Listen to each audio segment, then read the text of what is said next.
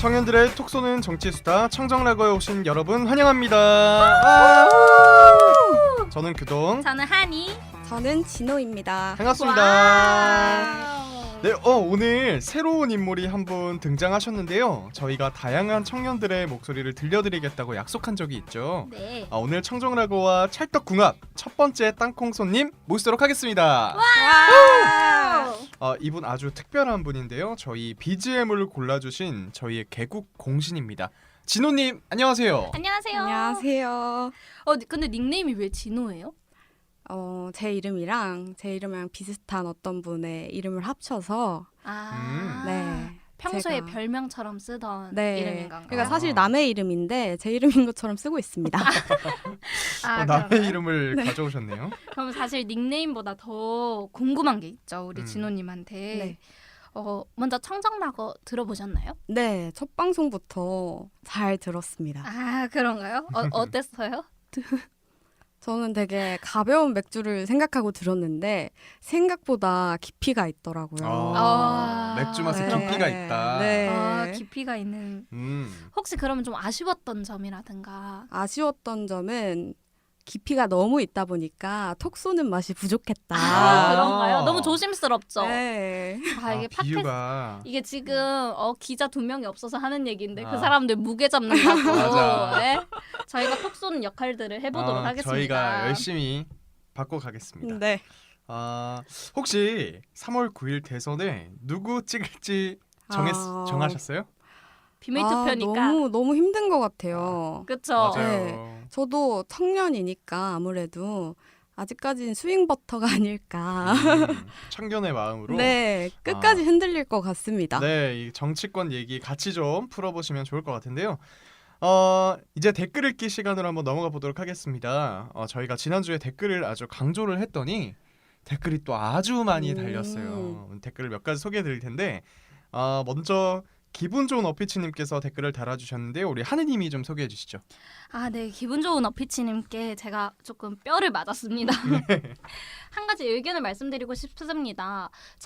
청정라거가 청년의 생각을 들을 수 있어서 좋은 방송인데 가짜뉴스를 퍼뜨리는 방송이 되어서는 안 되지 않을까요?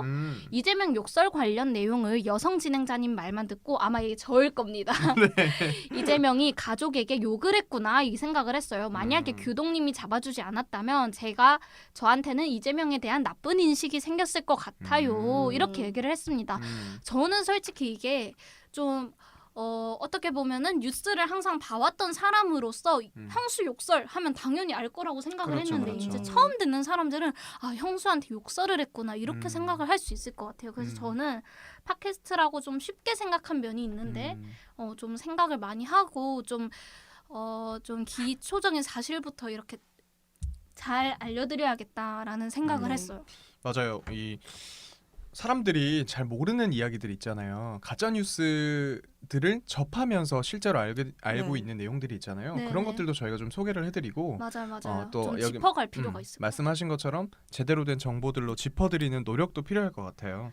그리고 저는 정말 저희 청취자들이 수준 높다고 생각을 했던 게 정말 수준 높은 청취자라고 생각을 했던 게 이게 저희가 그 지난주에 이런 얘기를 했거든요. 이제 조동현 위원장이 사퇴하면서 정치인의 사생활 어디까지 검증을 해야 할까 이런 얘기를 나눠봤는데 기분 좋은 어피치님이 또 이런 얘기를 나눠주셨어요. 사생활의 검증의 선은 저희가 정하기도 힘들고 우리가 정한다고 해도 극성 유튜버들이 계속해서 얘기를 할 거다. 네. 하지만 가족을 건드리는 행위는 정말 나쁜 것이다. 이런 정말 수준 높은 토론에서 할 수도 있는 맞아요. 저희랑 같이 얘기를 나눠도 될 법한 이런 얘기를 남겨주셨고 비슷한 맥락에서 치킨무님도 치킨무님. 똑같이 댓글을 달아주셨어요. 사생활도 사생활이지만 범죄를 용서하는 유효기간이 있는가? 어디까지 허용할까도 중요하다고 생각합니다. 범죄가 있던 사람이 반성했다고 해서 몇 년 뒤에 공직 수행이 가능할까요? 국민 정서상 범죄 수위에 따라 다르지 않을까요? 노상부 악료가 만약에 허용이 되면 기물 파손은 또 허용이 될 건가? 기물 파손이 허용되면 동물학대 전과는 허용이 될 건가? 이런 식으로 이런 범죄 사실들이 어디까지 허용이 될 건가? 정치인들의 그렇죠. 그런 기준이 애매하다 이런 의견을 남겨주셨습니다. 맞아요. 이게 어느 범죄까지는 뭐 정치인들이 허용이 되고 어떤 거는 이 정도는 괜찮아. 네. 요거는 안 돼. 요런 건 사실 정하기가 힘들잖아요. 맞아요. 그래서 우리가 그거에 대해서 얘기를 해볼 것도 있겠지만 또 이게 정치인이 과거에 어떤 잘못을 저질렀다. 예를 들어서 모 후보가 뭐라고 할 필요 없고 이재명 후보가 네. 음주운전을 했잖아요. 실제로. 네.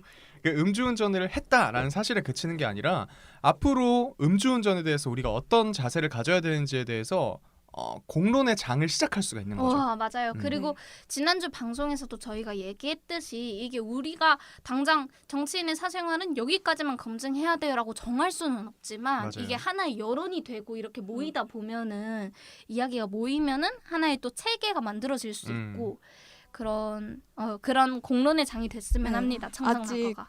우리나라에서 정치인의 사생활의 기준에 대한 사회적 합의가 없다 보니까 맞습니다. 반면에 미국이나 프랑스 같은 경우에는 그래도 어느 정도 논의가 많이 된 상황이라고 들었어요. 프랑스는 대통령의 이런 이성 문제에 대해서 되게 관대하다는 네. 기사를 본 적도 있고 그러니까 이렇게 대화를 해 나가는 과정에서 사회적 논의가 진행이 됐으면 좋겠다 하는 바람이 있습니다. 좋습니다. 좋아요. 그러면 진호님이 이렇게 피드백을 주신 것처럼 이제 진호님이 한번 읽어주실까요? 네, 댓글? 진노님이 전해주시는 댓글.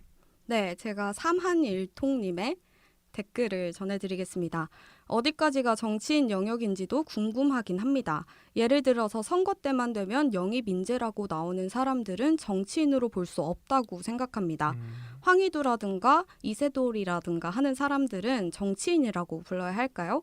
혹은 유명 배우가 특정 정당에 영입될 경우 그 배우의 과거 스캔들까지 파도될까요? 네, 그리고 청정락어에 또 이제 조언을 주셨는데요. 청정락어가 보다 청년 팟캐스트가 되려면 저 나름대로 아이디어를 생각해봤는데 청년 제한 느낌의 코멘트를 정치인, 그러니까 대통령 선거 때는 대선 후보, 그리고 지방선거 때는 자치단체장 후보에게 날리는 거라면 톡 쏘고 시원한 방송이지 않을까 싶습니다. 라는 톡 쏘고 시원한 의견을 방송. 주셨습니다. 저랑 비슷한 의견을 주셨네요. 맞네요. 아까 전에 말씀해주신 것처럼 깊은 맛의 맥주보다 더 필요한 거는 톡 쏘는 맛이다. 청량감. 맞아요. 청량감이 더 다양한 필요하다. 맛을 보고 싶다. 맞아요. 맞는 말인 것 같아요.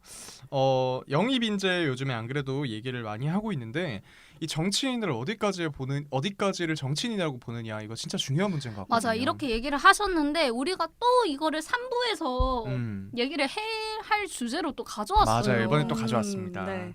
그때 또 자세하게 한번 얘기 나눠보도록 하고요. 이런 의견들 너무 감사합니다. 네. 앞으로도 많이 남겨주시면 저희가 소개도 해드리고 또 많은 이야기를 나누도록 할게요.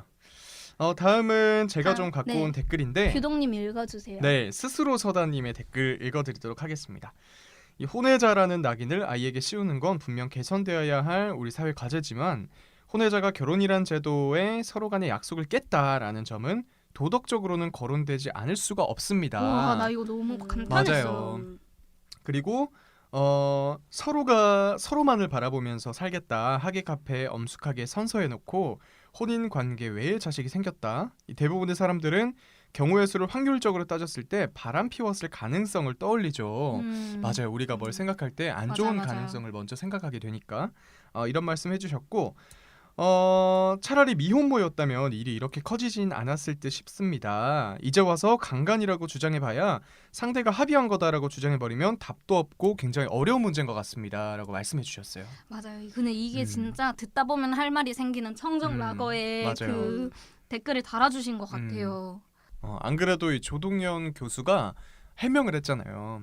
원치 않아서 생긴 아이였다. 근데 그 사실을 이미 관계가 파탄난 전 남편에게 말할 필요가 없었고 그래서 모르고 있을 거다. 뭐 이런 식으로 해명을 했잖아요. 네. 근데 이게 해명을 했다고 또 해결이 된 게 아니에요. 더 많은 의견들이 나오고 더 많은 갈등이 생긴 것 같은 느낌을 주고 있거든요. 그래서 이게 우리가 진짜 많은 생각을 하게 만드는 이슈였던 것 같아요. 그렇죠. 사생활 조금 도덕적으로 부족해 보이는 건 맞아. 근데 이 사람이 잘못은 그 없죠. 비판받아야 할 그 잘못인가? 그렇지. 그러니까 다른 사람 그 선대위원장직 자신이 뭔가를 해보려고 했는데 그거를 포기해야 될 만큼의 국민들이 그렇게 관심 가져야 할 사생활인가? 이것도 마찬가지로 의제를 아까 남긴 것 얘기했던 뭐 정치인으로서 정치인으로서 비판받아야 될 사생활인가 이런 이슈였던 것 같아요. 그래서 되게 맞습니다. 또 생각할 게 많았던 거리였고 이거에 대해서 그 이수정 교수가 또 그런 말을 했죠. 여성으로서 너무 가혹한 것 같다. 이런 얘기를 했잖아요. 정말 생각할 게 많았던 한 주였던 것 같아요. 맞아요. 또 다른 댓글도 하나 소개해드릴 텐데요. 1005991님의 댓글입니다. 잘못 눌러서 듣게 됐네요. 응답하라 알고리즘의 신이시여. 알고리즘 제발. 후보자 이재명에 대한 내용 정확히 알고 보도해 주셨으면 좋겠습니다. 언론이 정확한 내용을 보도해야 각 개인의 가치관에 따라 판단할 게 아닙니까? 라고 일침을 가해 주셨고요.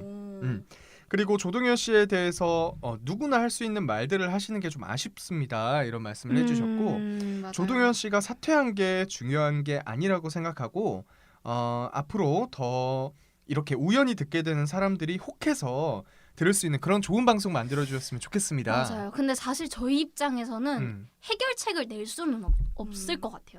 하지만 이렇게 좀 자기 목소리를 내고 그런 목소리를 다른 사람들의 목소리도 들어보고 이렇게 종합하는 과정에서 이게 건전한 담론이 될 수도 있을 것 같지. 이렇게 막 해결책을 이렇게 붙잡기는 어려울 것 같고. 그리고 또 한 가지 해드리고 싶은 말씀은 앞에 말한 것처럼 해결책을 우리가 말하기도 힘든 위치잖아요. 사실 청년들이기 때문에. 그리고 우리가 지향하는 방송의 느낌도 사실 엄청나게 객관적인 어떤 중립적인 이야기를 전해드리는 것보다는요. 여러 가지 생각을 갖고 있는 청년들의 목소리를 다 들려드리고 싶은 거거든요. 그래서 보수적인 이야기, 보수적인 의견을 가진 우리 중에 패널이 있을 수도 있고 또 진보적인 의견이 있을 수도 있고 그들의 의견을 모두 들으면서 팩트도 찾아가고 이런 거기 때문에 너무 중립적인 방송, 어떻게 공중파에서 얘기하는 정치 방송이랑은 좀 다른 매력을 느껴주셨으면 좋겠다는 마음입니다. 변명 네. 같았나요? 네, 변명을 이렇게 네. 앞으로도 다시 들어오실지는 모르겠지만 변명으로서. 한 번 더 들어오실 것 같아요. 아 그래요? 검증하러? 이제 댓글 읽기가 검사하러 있으니까. 오셔야죠. 네. 아 뭐라고 검사하러. 했나? 네, 변명을 잘하고 뭐라고 있나. 들었나? 우리 앞으로도 잘 지켜봐 주셨으면 좋겠습니다. 네, 그래도 개선 점점 시키도록 하겠습니다. 네, 많은 댓글 읽어봤는데 다 우리에게 우리 방송이 뼈가 되고 살이 되는 너무 감사한 조언들이었던 것 같고요. 댓글 읽기는 이 정도로 마무리하고 다음 코너로 한번 넘어가 보도록 하겠습니다. 지난주 정치권 이슈 아주 많았는데 오늘 한꺼번에 다 같이 정리해드리는 시간 오다리 돌아왔습니다. 네, 첫 번째 브리퍼는 오늘 우리 새 멤버로 객원으로 와주신 진호님이 한번 말씀해주세요. 네. 진호가 소개할 첫 번째 이슈 안철수 심상정 회동입니다. 우리나라는 거의 양당 체제라고 많이들 하시죠. 지금도 언론에서는 이재명, 윤석열 후보만 많이 보도를 하고 있습니다. 소수 정당의 대선 후보들은 지지율이 10%도 못 넘고 있는데요. 거대 양당에 속하지 않은 소수 정당의 대선 후보를 제3지대라고 부릅니다. 만약 이들끼리 힘을 합쳤을 때 현재 기득권 양당의 염증을 느끼던 국민들은 이 제3지대에 표를 줄 수도 있겠죠. 지난 6일 심상정 정의당 대선 후보와 안철수 국민의당 대선 후보가 전격 회동을 했습니다. 그래서 제3지대 공조설이 나왔는데요. 근데 첫 회동에서 함께 찍은 사진이 한 장도 없었다고 해요. 각자 정치 노선이 다른 만큼 단일화에는 큰 어려움이 있는 걸까요? 네, 진호의 한 줄 평. 다 욕심을 버려라. 그럼 와. 아, 표는 줄 테니. 너무 너무 잘 읽는다. 욕심 버려라. 네. 너무 좋은 얘기예요. 자. 다음 우리 한이가 소개할 두 번째 이슈. 네, 한이가 소개할 두 번째 이슈. 비니좌 노재승 자진 사퇴. 일명 비니좌라고 불리는 청년 사업가 노재승 씨는 지난 4월 오세훈 서울시장 후보를 지지하는 유세 연설로 이름을 알렸습니다. 지난 월요일 공동선대위원장직으로 임명이 됐는데요. 그러다가 목요일 나흘 만에 노재승 씨가 긴급 기자회견을 열고 국민의힘 공동선대위원장직 자진 사퇴 의사를 밝혔습니다. 임명이 되고 이게 나흘 만인데 그 이유가 과거 SNS 발언으로 논란을 빚었기 때문입니다. 어떤 논란이 있었냐면요. 관점에 따라 5.18을 폭동으로 볼 수 있다는 내용의 동영상을 SNS에 공유하기도 했고 어떤 댓글에서는 백범 김구 선생을 비하하는 댓글을 올리기도 했습니다. 자세한 이야기는 저희 3부에서 다뤄보도록 하고요. 한이의 한 줄 평. 어른들이 또 청년에게 상처 줬다. 난 진짜 이거는 안타깝더라고. 슬퍼요 정말. 네, 규동이 소개할 세 번째 이슈. 윤석열 사진만 찰칵. 고용진 민주당 선대위 수석 대변인은 논평에서 윤석열 후보가 간담회에서 사진만 찍고 떠났다고 지적했습니다. 자세히 살펴볼 텐데요. 지난 토요일 강원 춘천시 세종호텔에서 강원도 18개 시군 번영 회장을 20여 분간 면담하고 현안 보고와 건의문을 받은 뒤 윤석열 후보가 사진만 찍고 사라졌다고 합니다. 일부 참석자들은 간담회에서 얘기도 듣지 않고 사진만 찍으러 온 거냐라고 반발했다고 하는데요. 규동의 한 줄 평. 벌써 정치인 다 됐네. 와 뭐야 초보 정치인이라며 정치인이네. 정치인이 아니라고 오신 분 아닌가요? 네. 촌철살인 한 줄 평 고맙습니다. 청취자분들도 댓글로 한 줄 평 남겨주시면 되겠습니다. 1부 여기서 마무리할게요. 안녕. 안녕.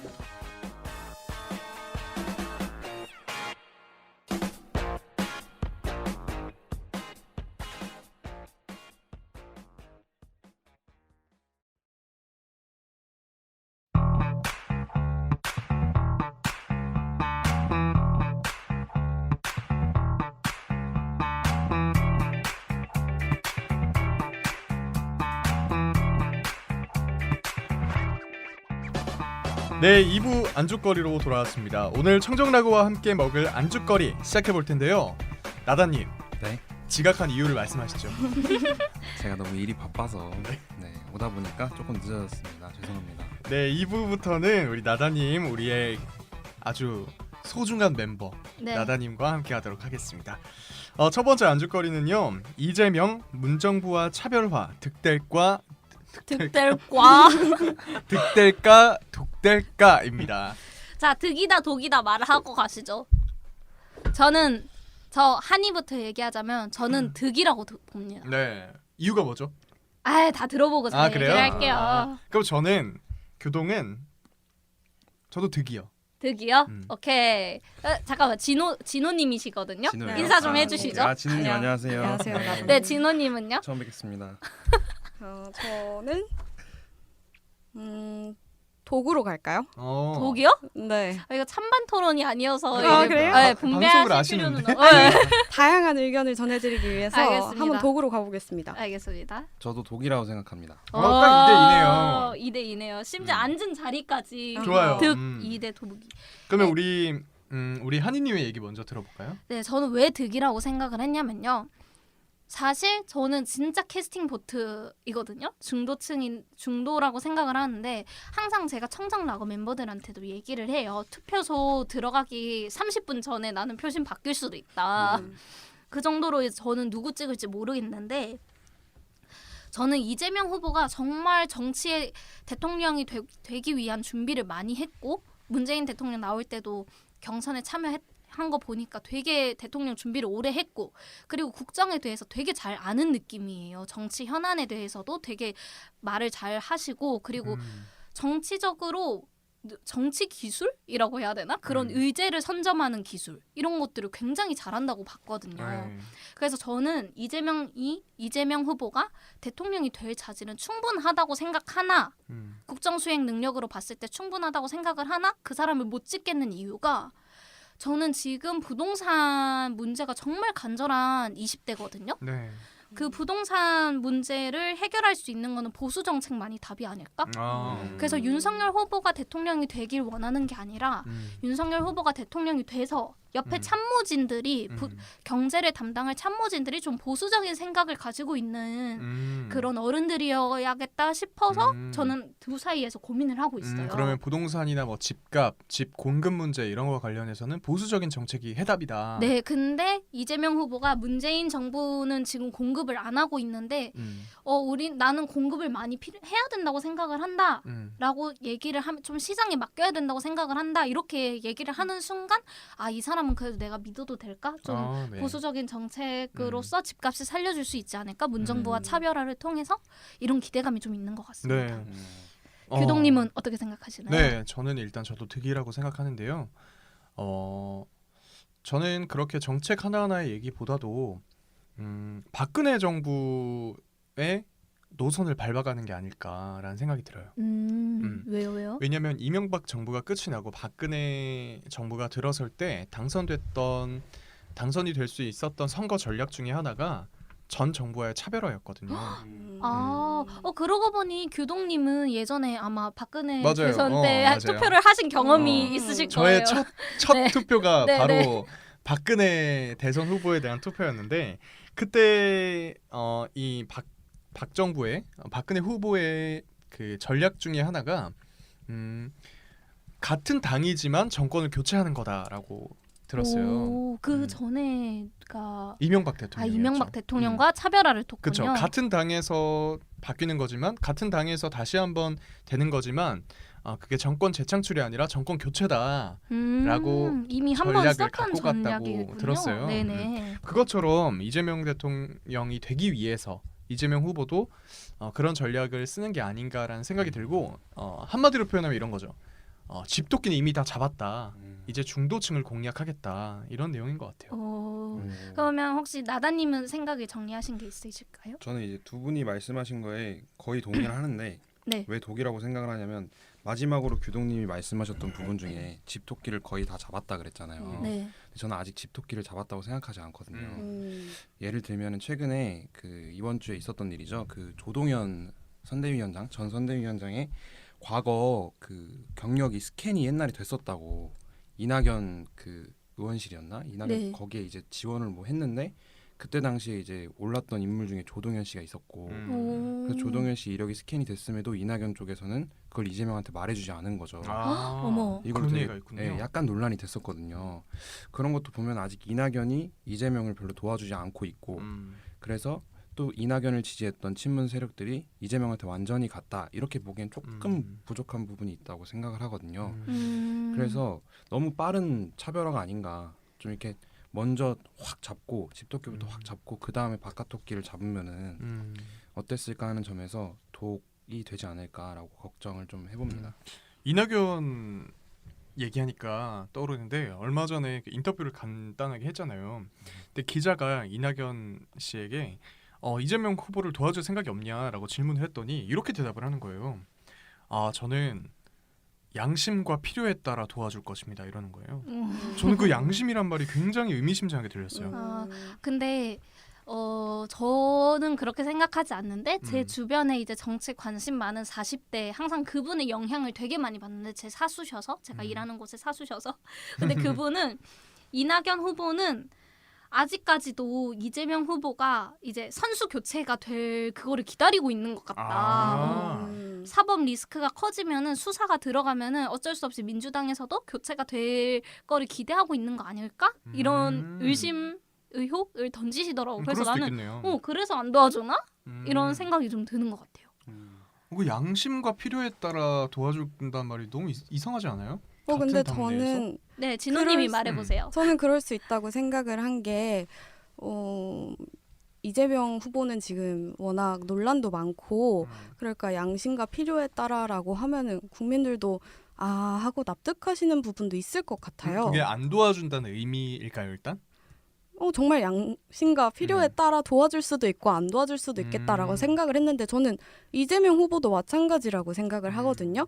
왜냐하면 이재명 후보가 조국 전 장관 사태에 대해서 사과를 했잖아요. 네네. 근데 그게 조국 개인에 대한 비판이라기보단 그 사태에 대한 사과였잖아요. 그러니까 양심과 필요에 따라 이재명 후보도 사과를 한 게 아닌가?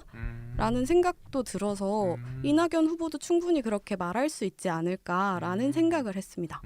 그러니까 그러면은 이렇게 해석을 해도 되는 걸까요? 양심 그러니까 이재명 후보를 도와주기엔 양심이 찔린다? 아니요. 맞는 것 같은데? 맞지 않을까요? 그런 범죄자잖아요. 어쨌든 만약에 대장동 의혹에 관여를 했다면 이재명 후보가 관여를 했다면 범죄자니까 그런 범죄자를 돕는 데는 내 양심에 따라 도와주지 않겠다? 약간 홍준표와 비슷한 포지션으로 가는 게 아닌가 싶기도 하고요. 그러네요. 아니면 뭐 지지는 하되 같은 당으로서 그런 이슈에는 한 발 물러서서 지켜보겠다. 그렇네요. 이런 뜻 아닐까요? 일단 우리 이낙연 얘기를 하려는 건 아니니까 우리 진호님은 이재명이 정부와 차별화를 하는 게 독이 된다고 생각하셨잖아요. 이유가 뭐예요? 아까 그 규종님의 집토끼 잡았다라고 하셨고 네. 나다님은 거기에 동의하지 않으셨는데 네네. 저도 의문이 듭니다. 집토끼를 잡았나? 그 문재인 대통령이 지금 정권말을 앞두고 국정 수행에 대한 지지율이 그래도 높은 편이잖아요. 네. 40%로. 40% 정도 근데 되죠. 뭐 전 정권에 대한 지지율이 굉장히 낮은 상황에서는 차별화를 준다고 하면 크게 효과를 거둘 수 있겠지만 지금 그 40%까지 이재명 후보가 지지 기반으로 확보를 했나라고 생각을 해보면 그 40%도 아직은 못 잡고 있지 않은가라는 생각을 했어요. 그런데 그 와중에 차별화를 두겠다. 이도 저도 안 되는 상황이 될 수도 있겠다라는 생각도 들었어요. 그래서 독이 된다라고 생각했습니다. 저그 나다님이 얘기 네, 하나 네, 그 덧붙여주세요. 아까 얘기를 못했는데 네. 그 한이님이 말했던 것 중에 2030이 이런 유연한 정책에 좋아할 것 같다고 그런 취지로 말씀하셨잖아요. 네, 거기엔 네. 좀 동의하는 것 같아요. 음. 그 좀 정치에 관심 있는 2030 친구들은 이재명이 이렇게 하는 방향에 대해서 되게 긍정적으로 말하는 것 같더라고요. 그리고 실제로 최근에 나왔던 여론조사들을 보면은 경제 관련해서 누가 더 잘 살릴 것 같냐 이런 질문에는 이재명 후보가 윤석열 후보를 앞섰거든요. 그래서 추후에 이런 방향으로 가는 거에 대해서는 저는 괜찮은 전략 같은데 네네. 조금 이른 감이 있지 않나 이런 느낌의 아, 지금은 독이라고 집토끼를 생각합니다. 먼저 잡아야 네. 된다. 그 다음에 중도층을 노려야 된다. 중도층 2030? 그런 것 같아요. 저는 아까 전에 진호님이 얘기하셨을 때 이제 문재인 정부 지지율이 나왔잖아요. 네. 이게 40% 문재인 정부 지지율의 40%가 이제 된다는 게 이게 굉장히 높은 편인데 역대 그죠, 대통령에 그죠. 비해서 네. 이게 이유가 뭐라고 생각하세요? 그러게. 저는 일단 그 이유를 코로나 때문에 코로나 때문에 지금 나라가 힘들고 이런 과정에서 좀 지도자한테 지지를 보내줘야지 깃발 효과. 그게 있는 거 깃발 효과라고 하나요? 릴리 플레이그 이펙트 맞나요? 그런가요? 저 처음 들었어요. 위기를 약간 위기 때 국민들이 결집해 준다 지도자한테 아, 그런 네. 이론이 있었던 것 같아요. 저는 그런 효과 하나를 생각을 해봤고요. 그리고 두 번째는 지금 이재명 후보나 윤석열 후보나 약간 도덕성으로 조금 문제가 되는 인격으로 문제가 되는 게 있는데 문재인 대통령은 일단 인품이나 인격적으로나 도덕적으로는 저는 굉장히 훌륭하신 분이라고 생각을 하거든요. 네. 네, 그래서 아마 좀 지지율이 높은 게 아닐까? 그런 저도 저의 대체로 해석. 공감하는데 약간 다른 생각을 갖고 있는 것도 있어요. 뭐냐면 도덕성은 사실 지지층한테는 그리 큰 이슈는 아닌 것 같다 이런 생각이 드는 게 그 지금 정당 지지율이 계속 국민의힘이 1위로 나오고 있고 민주당이 2위잖아요. 네. 근데 그 정당 지지율 민주당의 지지율에 비해서 대통령에 대한 지지율과 이재명 후보에 대한 지지율은 높게 나오고 있단 말이에요. 상대적으로. 맞아요. 근데 이 도덕성이 그렇게 중요한 이슈라면 이재명 후보의 지지율도 낮아야 되는 게 아닌가. 근데 이재명 네네. 후보도 대통령이랑 비슷한 수준으로 나오기 때문에 그냥 그 인물에 대한 지지율로 저는 생각을 하고 있어요. 문재인 대통령에 어떤 대한 하나하나의 팬심? 어떤 그쵸 그런 게 있을 거라고 생각해요. 그리고 뭔가 되게 네. 이미지가 좋지 않아요? 깨끗한 이미지. 문재인 대통령이요? 뭔가 이번 대선 그 전국이 시작되니까 더 그래 보이는 것 같아요. 그러니까요. 저는 지금 후보들 때문에 문 대통령 지지율이 좀 높은 게 아닌가 맞아요. 이런 저만의 해석을 해보았습니다. 그 막 지지율 나오는 사진 있잖아요. 거기 보면은 문재인 대통령 사진이 이렇게 박혀 있는 오른쪽에 되게 뭔가 정갈해 보이고 맞아요. 깔끔한 이미지가 있는 거 보면은 문재인 대통령에 대한 그 개인에 대한 이미지 그것도 좀 작용하지 않을까. 맞아요. 네. 지금 정권 말이어가지고 욕도 많이 먹고 있고 뭐 댓글 보면 진짜 안 좋은데 나중에 임기가 끝났을 때 어떤 대통령으로 평가받을지 진짜 궁금한 대목인 것 맞아요. 같아요. 난 진짜 그렇게 성격은 좋지만 착하지만 능력은 부족했던 대통령 이러면 좀 마음 아플 것 같긴 해. 왜냐하면 도덕성 저는 이제 대통령을 뽑을 때 도덕성을 조금 더 네. 중요하게 생각하는 사람으로서는 조금 안타까울 근데 것 별 수 없죠. 도덕성이 밥 먹여주는 거 아니니까. 국민들은 먹고 어. 살아야 맞아요. 되는데 먹고 살아야죠. 일을 잘해야죠. 아니 네. 땅콩선님이 네. 이렇게 청정라거에서 톡 쏩니다. 네, 쏘네요. 이 도덕성 하면은 떠오르는 아주 대표적인 대통령이 있죠. 누군가요? 아주 최악의 도덕성 전두환 MB? 대통령. 아, MB도 있는데 네. 전두환이 떠오르거든요. 아. 네, 제가 왜 이 얘기를 꺼냈냐? 난 도덕성이 훌륭하신 분이 있는 줄 알고 또 제가 왜 이 얘기를 꺼냈냐? 이 보수층의 표심을 좀 노리기 위해서 이재명 후보의 전두환의 평가가 좀 달라졌어요. 네, 이번에 주말 동안 TK를 방문했다고 하죠. 맞아요. 그래서 전두환에 대해서도 공과 가가 분명히 있다 이런 식의 발언을 해서 지금 또 많은 얘기가 나오고 있는데 심상정 후보가 네네. 이런 얘기를 했어요. 이 전두환이 정치는 잘했다는 윤석열, 그리고 전두환이 경제는 잘했다는 이재명, 이분들 얘기만 종합하면 전두환 씨는 지금이라도 국민묘지로 자리를 옮겨야 될 것 같다. 이재명 후보는 국민의힘 후보 될지도 모르겠다 이런 말을 했어요. 네, 심상정 후보가 페이스북에 글을 그렇게 올렸죠. 네. 그 전에 이재명 후보가 어떻게 얘기했냐면 이제 역대 보수 대통령을 다 언급하면서 이분들의 모든 정치인들은 공과 과가 있다. 전두환 대통령도 과가 있지만 공도 있다. 그러면서 한 말이 전체적으로 보면 전두환이 3조 호황을 잘 활용해서 경제가 망가지지 않도록 경제가 제대로 움직일 수 있도록 한 것은 성과인 게 맞습니다. 라고 얘기를 한 거를 심상정 후보가 비판을 한 거예요. 그렇죠. 근데 전 제가 알기로는 그 뒤에 이재명이 또 더 덧붙인 말이 있어요. 하지만 정말 많은 사람들의 생명을 앗아가고 뭐 그런 이유들이 맞아요. 있기 때문에 절대로 우리나라 역사에서 존경받을 수 없는 대통령이다라고 말했거든요. 네네. 근데 그건 딱 잘라내고 언론에서 맞아요. 경제는 잘한 대통령으로 말했다 이렇게 갖고 가더라고요. 왜냐하면 심상정 후보도 빼고 얘기했어요. 근데 패널에서. 이게 이 경제는 잘했다고 평가받을 수 있다. 하지만 우리 국민들에게 결코 존경받을 수 없는 대통령이다라고 말하는 것과 윤석열 후보의 발언처럼 정치는 잘했다. 정치는 잘했다라고 말하는 거 아예 다르잖아요. 그 뉘앙스가. 네. 근데 이거를 마치 비슷한 맥락처럼 가져가려는 언론의 노력이 보이는 거죠.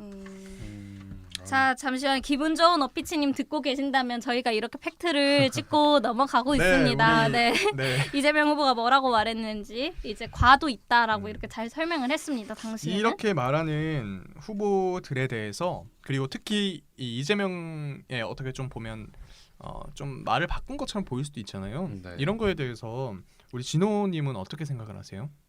저는 이재명 후보가 굉장히 혼란스럽구나라는 생각이 들었어요. 사실 이재명 후보를 지지하는 국민들이 이재명에게 바라던 건 그런 게 아니었잖아요. 되게 뚝심 있게 무언가를 밀고 나가고 그쵸. 무언가를 해내는 뭐 네. 실행력 이런 거였는데 지금 여기저기 눈치를 보다 보니까 지금 규종님이 이제 언급해주신 이재명 후보의 말도 그래서 뭐 어쩌자는 거지? 그러니까 어떻다는 거야? 이거야 저거야 모르잖아요. 그러니까 그 부분에서 한 줄로 조금 갈 필요가 있지 않을까 그 발언에 대한 건 차치하고 그런 게 혼란스러운 게 너무 보여서 이재명 후보답지 않다라고 생각을 했습니다. 그러려면은 이재명 후보는 그 질문에 먼저 확실히 노선을 정해야 될 것 같아요. 집토끼를 갈 거냐, 산토끼를 잡을 거냐 이거를 먼저 정하고 해야 되지. 지금은 여기도 잡으려고 여기도 잡으려고 이렇게 하다 보니까 이렇게 발언이 왔다 갔다 하는 것 같아요. 맞아요. 요즘 들어 조금 산토끼 쪽으로 방향을 튼 것 같긴 한데 지금까지의 노선이 방금 진호님이 말씀하신 것처럼 너무 좀 왔다 갔다 하는 것 같긴 해요. 이재명의 우리가 옛날부터 경기도지사 네. 이전에 성남시장 네. 이때부터 정치인으로 승승장구해오던 이재명의 매력은 정말 그 추진력이었거든요. 그렇죠. 사이다라고 불렸잖아요. 네. 그 매력이 좀 많이 없어진 것 같다. 근데 저는 그 사이다 발언이 그러니까 추진력이라는 게 가끔씩 독단으로 보일 때가 있단 말이에요. 불도저 같아 보일 때도 있죠. 네, 근데 저는 그게 좀 무서웠어요. 이재명 후보를 찍으려다가도 이게 독단적 제왕적 대통령이 될까봐 그 추진력이 근데 이게 그런 지적을 받아들인 게 진짜 딱 아닌가. 지금 말하신 게 너무너무 중요한 포인트인 게 집도끼들은 이렇게 추진력 어디 갔어, 사이다 어디 갔어라고 말할 수 있지만 이렇게 스윙보터시잖아요. 네, 대표적인. 제가 스윙보터입니다. 이런 한이님 같은 경우에는 네. 내가 걱정하던 불도저 같은 이미지가 좀 없네. 한번 고려해 볼 수도 있겠네라는 생각이 들 수도 있다는 거예요. 맞아요. 저는 오히려 그 부분이 이재명 후보의 지금의 약점인 것 같아요. 그러니까 절대 대통령이 되어서는 독단적일 수 없다고 생각을 해요. 왜냐하면 이재명 후보는 성남시장과 도지사를 겹치면서 같이 돕는 사람들이 굉장히 적극 지지를 해줬던 사람이잖아요. 그걸 기반으로 여러 행정들을 실천을 해왔고 그런데 대통령이 되면 여야의 의견도 들어야 하고 여의 다른 반대 의견을 가진 의원들도 자기가 네. 포용을 해야 하는데 네. 지금 집토끼, 산토끼 얘기를 했지만 사실 이재명 후보가 좀 더 고려해야 되는 거는 그 정치적 지지 기반이 아닌가. 네, 이게 대통령이 되어서는 그 시의원들처럼 적극적으로 밀어줄 거란 보장이 없거든요. 그러니까 그 부분도 생각을 해야 하지 않을까 그런 생각이 들었습니다. 나다님이 어려울 것 덧붙여 같아요. 주세요. 이재명 후보는 네. 우리가 이렇게 얘기하는 것만 들어도 집토끼가 먼저일까 산토끼가 먼저일까 이런 게 고민이 될 텐데 본인 입장에서는 자기 지지층을 확고하게 잡고 가고 싶지만 또 이렇게 보면은 상대 쪽 후보가 그렇게 썩 잘하는 건 아니거든요. 네. 자꾸 갉아먹는 일을 하고 있고 그럼 저들도 데리고 오고 싶은 거지. 그래서 또 이 데리고 오려고 중도층 쪽으로 살짝 가면은 아 이게 뭐야 약간 너무 이도저도 아닌 사람 같네라고 또 안에서는 욕을 하고 이러니까 되게 골치 아픈 상황일 것 같아요. 근데 저는 그때 저희가 한번 얘기했던 것 같은데 네네. 장기적으로는 산토끼를 잡는 게 맞지 않나. 어차피 집토끼들은 뽑을 사람이 맞아요, 또 맞아요. 그때 댓글에 뭐라 얘기했었죠. 하시긴 했었는데 그때 어차피 언젠가는 하나로 이렇게 모아지는 민주 의견이 되고 예. 민주당 집토끼들이 국민의힘은 안 찍을 그쵸, 그쵸. 거다라는 네. 그런 생각은 있죠. 그렇죠. 또 열린민주당이랑 올해 안에 뭐 합당하기로 했다고 뭐 그러지 않았었나? 합당이 아니라 뭐라 그러죠? 합당 맞나요? 합당 네. 맞아요. 네. 하기로 했으니까 지지층이 갈리거나 하진 않을 가능성이 더 커 보여서 예. 장기적으로는 중도층을 노리는 게 맞다고 봅니다. 그럼 득으로 선회하시는 건가요? 아니요. 지금은 독이 맞는데 이재명처럼 왔다 갔다. 왔다 갔다 하시네. 네. 지금은 독이 맞지만 예. 나중엔 득이 될 수도 있다. 네, 이재명이 문정부와 차별화를 하는 게 득인지 독인지 이 정도 저희 얘기 나눠봤고요. 더 많은 의견 있으실 거예요. 댓글로 많이 남겨주시면 저희가 또 기회 될 때 그 얘기들을 전부 다 한번 다뤄보도록 하겠습니다. 2부 이 정도로 마무리하겠습니다. 안녕. 안녕.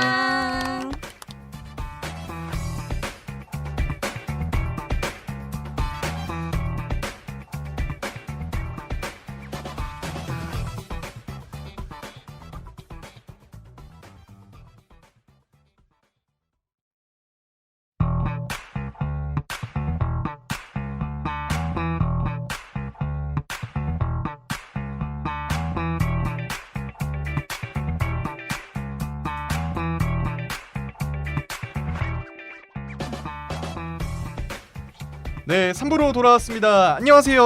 와. 우리 두 번째 안주거리로 돌아왔는데요. 두 번째 안주거리는 노재승 씨 이야기 요즘에 많이 들리시죠? 이 노재승 씨의 발언들이 중도 확장에 걸림돌이 됐나 안 됐나 얘기를 한번 나눠보려고 하는데 노재승이 누군지 우리 한이님이 먼저 소개 좀 해주시죠. 네, 저희 오다리에서 한번 제가 이제 이슈를 소개를 해줬는데요.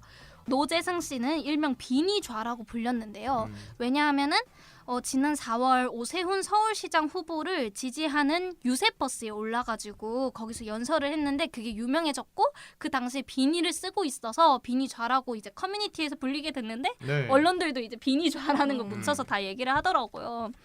그렇게 하고 그리고 그분이 이제 청년인데다가 자영업자이시기도 해가지고 개인 사업을 하고 계시는 분이기도 해서 그런 상징성으로 지난 월요일에 국민의힘 공동선대위원장직으로 임명이 됐다가 여러 가지 논란들로 나흘 만에 사퇴를 했습니다.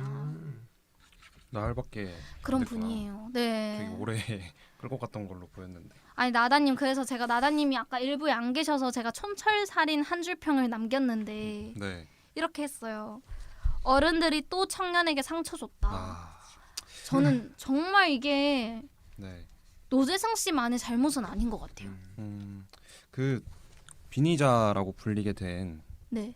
계기 중에 하나라고 보는 게 언론에서 권성동 사무총장이 지난주 저희 이게 녹음하는 날 그날 이제 네네네. 오전에 오후였나 당사에 있었는데 권성동 사무총장이 내려오면서 되게 자랑하면서 누가 뭐 공동선대위원장 됐냐 막 이런 거 물어봤는데 내가 비니자를 영입했어 이렇게 말을 했어요 그분이. 그래서 이제 비니자가 누구지 이렇게 해서 검색하다가 그때 그 연설했던 분 해서 언론이 또 비니자라고 썼고 권성동 사무총장 얘기를 제가 꺼낸 이유가 이거 논란이 된 날 오전에 이 네네. 사퇴하는 오전에 기자들을 만나가지고 뭐라고 말했냐면 젊은 시절에 한 번쯤은 실수를 할 수 있지 않냐 자네들도 젊은 사람 아니냐 이런 뉘앙스로 말을 했어요. 네. 그래서 그 젊은 사람한테 상처를 줬다 이 말이 너무 와닿아서 권성동 의원이 그렇게 얘기를 네 했나요? 그렇게 얘기를 해서 아... 참 인재 맞아요. 영입이라는 이게 언론의 아. 문제인가?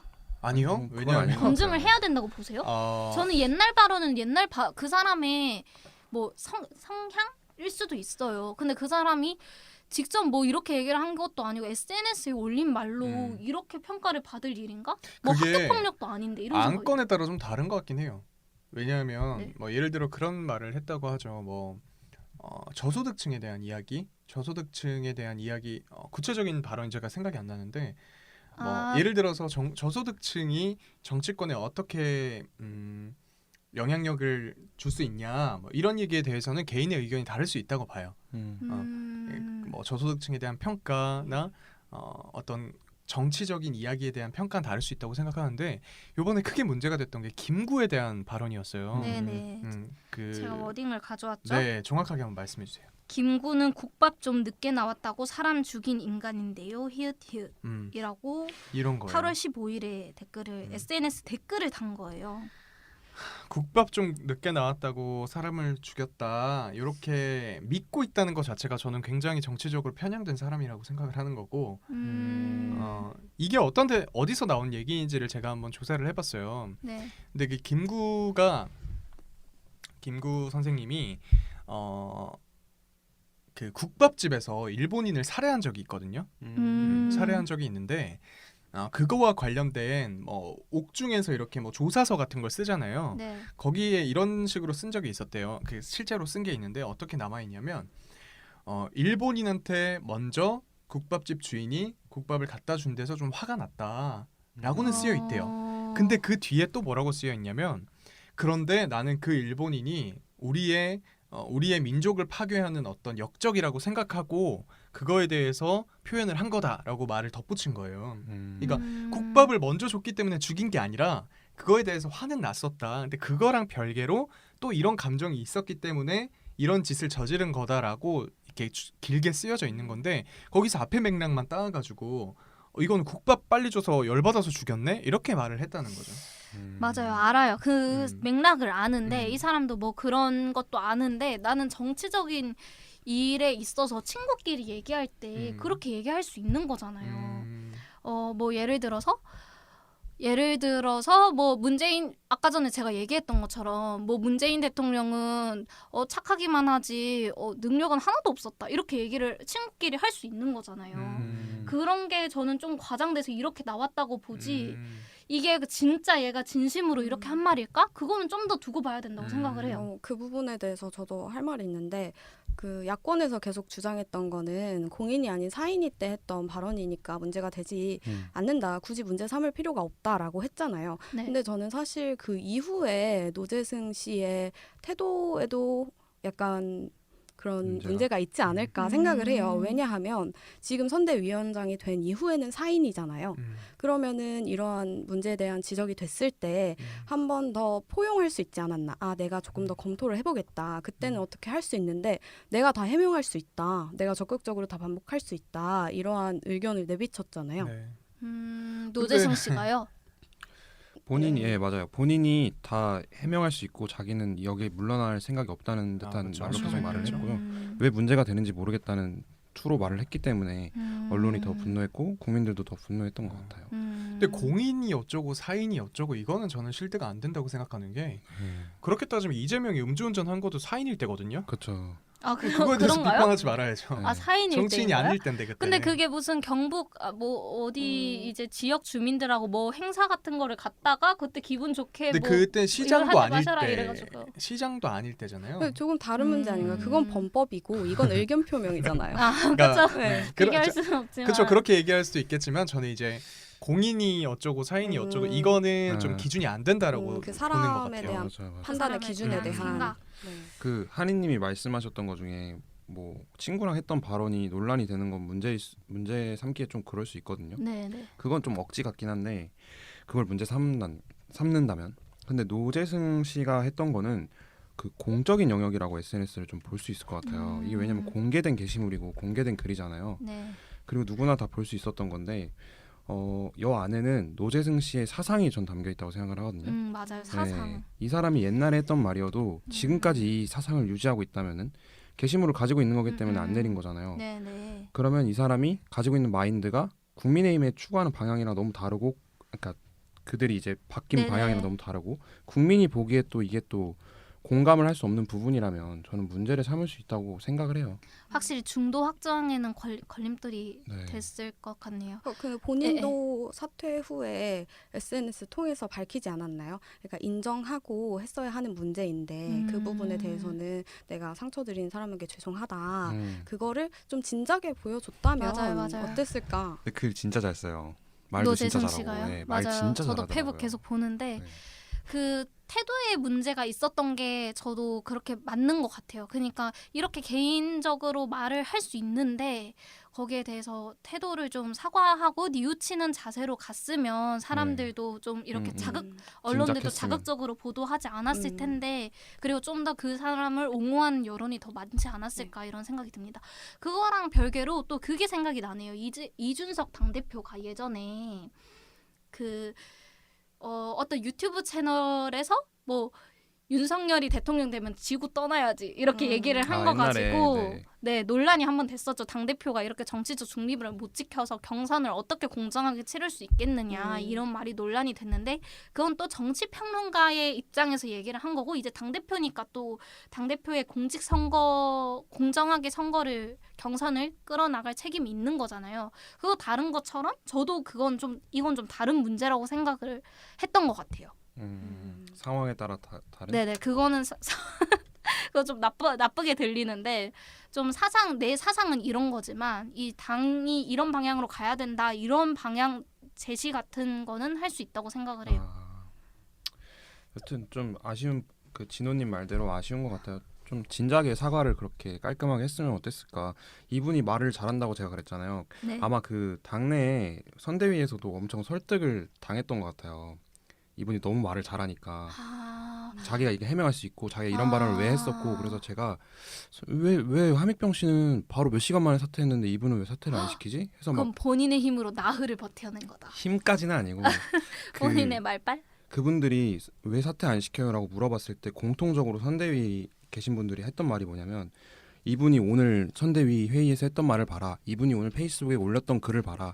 이분의 말을 봐라. 이러는데 그 말을 보면은 나는 100% 납득이 안 갔는데 아마 이렇게 만나서 노재승의 말을 들어본 사람들은 되게 그럴싸하네, 해명이 되네 이렇게 생각을 했던 것 같아요. 그분들은. 그리고 애초에 그 빙의자로서 유명해진 이유가 그 유세 현장에서 마이크 잡고 말하는 맞아요. 건데 저도 그거 그냥 누구지 하고 들어갈 생각으로 봤는데 다 봤어요 그거를. 맞아. 뭐 5분인가 7분인가 짧은 영상이긴 말을 하지만 그걸 다 보게 되더라고요. 아무튼 되게 말을 잘하는 사람이고 그 부분에 대해서 그 윤석열 후보가 실언 논란이 있을 때 먼저 뱉어놓고 그 뒤에 이제 계속 의견을 진위가 제시를 했잖아요. 왜곡됐습니다. 그러니까 그 부분에 비슷하게 생각할 수 있을 것 같아요. 노재승 씨가 말을 잘하고 의견이 그럴 수 있어요. 근데 이게 계속 논란을 불러일으키고 거기에 계속 반박해서 내세워야 하는 주장이라면 그리 깔끔하진 않다. 그런 생각이 맞아. 들었어요. 그러면은 이분은 뒷말이 나올 만한 주장. 앞으로도 계속 그런 화법을 유지하실 수도 있고 그럼 계속 반박. 네. 그러면은 언제까지 몇 차 해서 주장을 확정 이렇게 받아들여야 하는지 국민들은 그게 조금 혼란스러울 것 사람의 같아요. 정치적 이념과 별개로 되게 흡입력이 있는 사람인 것 같긴 해요. 말하는 방식이. 그래서 만약에 이 사람이 이런 논란에 휘말리지 않아서 계속 이 자리를 유지했다면 이재명에 대한 공격수로 진짜 활약을 했을 수도 있을 것 같다 이런 생각이 맞아요. 들더라고요. 네. 근데 그리고 저는 또 이거 얘기해보고 싶었던 게 지난해 5월에 노재승 씨가 인스타에 올린 글인데 긴급 재난지원금을 저희 다 받았잖아요. 네. 받을 때 생애 단 한 번이라도 생산성 있는 일이란 걸 해본 적이 없어서 뜬구름 잡는 헛소리랑 개밥 주는 것 말고는 할 줄 아는 게 없단 건가? 개돼지 되지 맙시다 라면서 긴급 재난 지원금 받는 창을 이렇게 리포스팅해서 올렸더라고요. 그래서 나는 이것도 개돼지가 되지 맙시다라고 하는 것 자체가 일단은 발언이 정말 센 분? 아까 전에 진호님이 말한 것처럼 이게 언젠가는 문제가 될 법한 화법을 가지고 강하죠. 있다라는 생각이 드네요. 위에 586이라고 해시태그 한 것도 이거 586을 겨냥한 말인가요? 그것까지 제가 정확하게는 모르겠지만 위에 해시태그 586이라고 돼 있습니다. 참 이게 인재영입 부실이라고 볼 수밖에 없다고 생각해요 저는. 왜냐하면 네. 이거 진짜 검색 한 번이면 끝나는 거거든요. 그냥 기자들이 이렇게 쭉 예, 훑어보면 되는데. SNS 들어가 보고 놀라가지고 진짜 다들. 그리고 더 문제인 거는 비니자로 한창 알려졌을 때 그때 민주당에서 그걸로 깠어요. 민주당에서 당시에 이 노재승 씨의 과거 5.18 관련된 뭐 영상 리포스팅한거나 뭐 이런 걸로 문제를 삼은 적이 있었기 때문에 이거를 검증을 참 맞아. 좀, 네. 아니 그리고 이거 또 제가 아는 분이 이제 노재승 씨 인스타를 쭉 내리다가 봤는데 그것도 있더라고요. 국회의사당을 찍어서 아. 몇 년 뒤에 내가 갈 곳 이런 식으로도 아. 돼 있더라고요. 그래서 되게 정치적으로 그 야심한 근자감이 좀 많으신 분인 것 같은데 자아가 강하신 분. 이제 오기 좀 힘들어지신 것 같은데.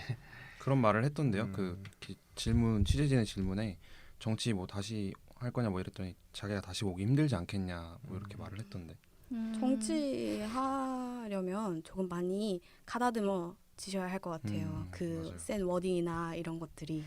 근데 정치인의 요건 중에 자아가 강해야 된다는 요건이 있지 않나요? 그런가요? 약간 조금 어딘가에 이렇게 조금 뭔가 하나씩 국민들이 약간 상대방 약간 자기 확신이 강한 정치인을 보면 신뢰감이 가긴 약간 하죠. 성격이 세고 조금 뚝심 있어 보이고 그런 사람이 나는 정치인이 될 수 있을 것 같아. 그러니까 강한 멘탈. 근데 저는 이 사람은 정말 정치권을 안 왔으면 좋겠어요. 이 사람 너무 맞아요. 삐뚤어진 가치관을 가진 사람이라는 생각이 드는 게시물들이 있었는데 네.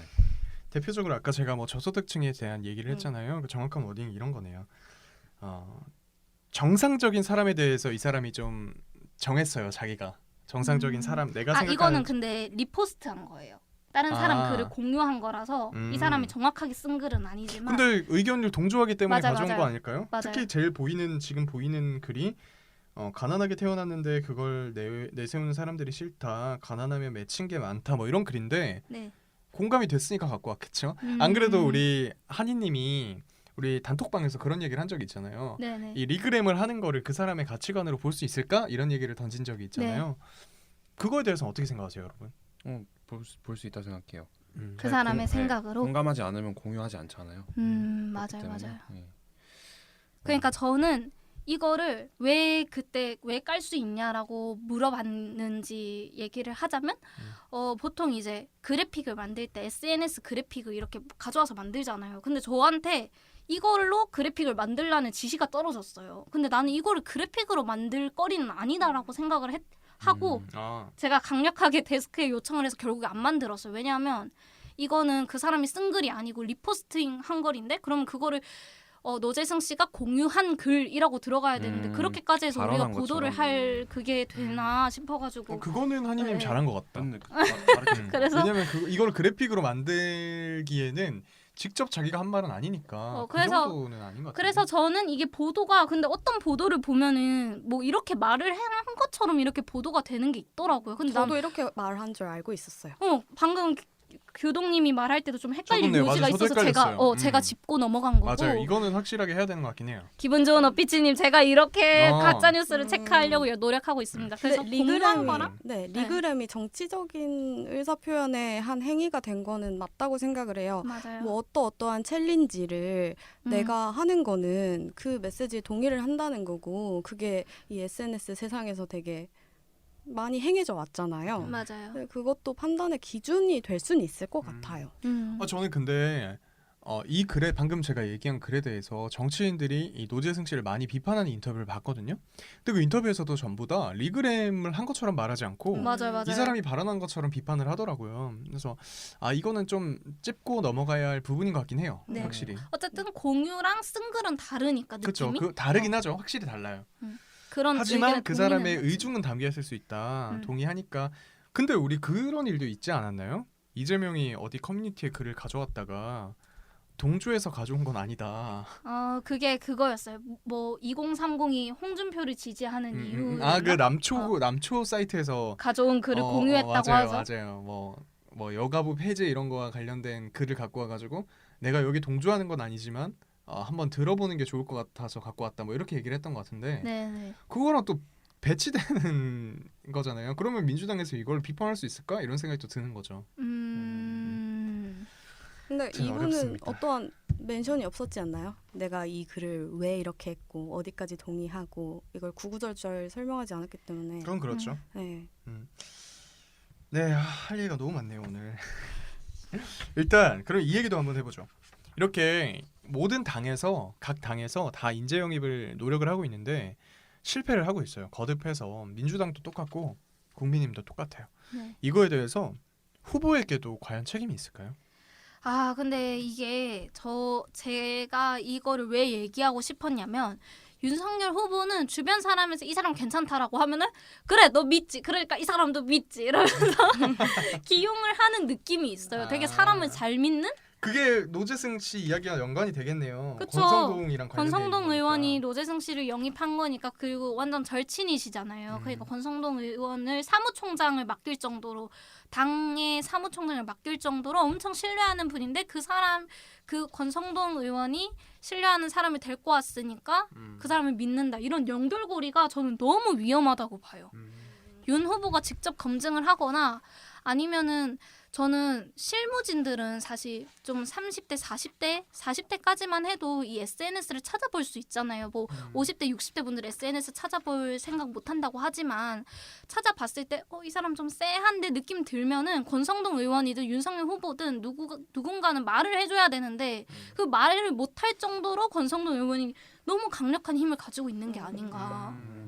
너무 위험 있는 인물이 아닌가 이런 생각이 들었어요. 실제로 그런 얘기도 있죠. 그 함익병 같은 경우에는 김종인이 데리고 온 인물이어서 바로 처리를 했는데 이 노재승 같은 경우에는 권성동이 데리고 온 사람이라서 쉽게 쳐내지를 못했다 이런 얘기가 있잖아요. 네. 하지만 이 사람을 결국 쳐내는데 큰 의견을 냈던 사람은 바로 김종인이다. 이런 얘기가 있더라고요.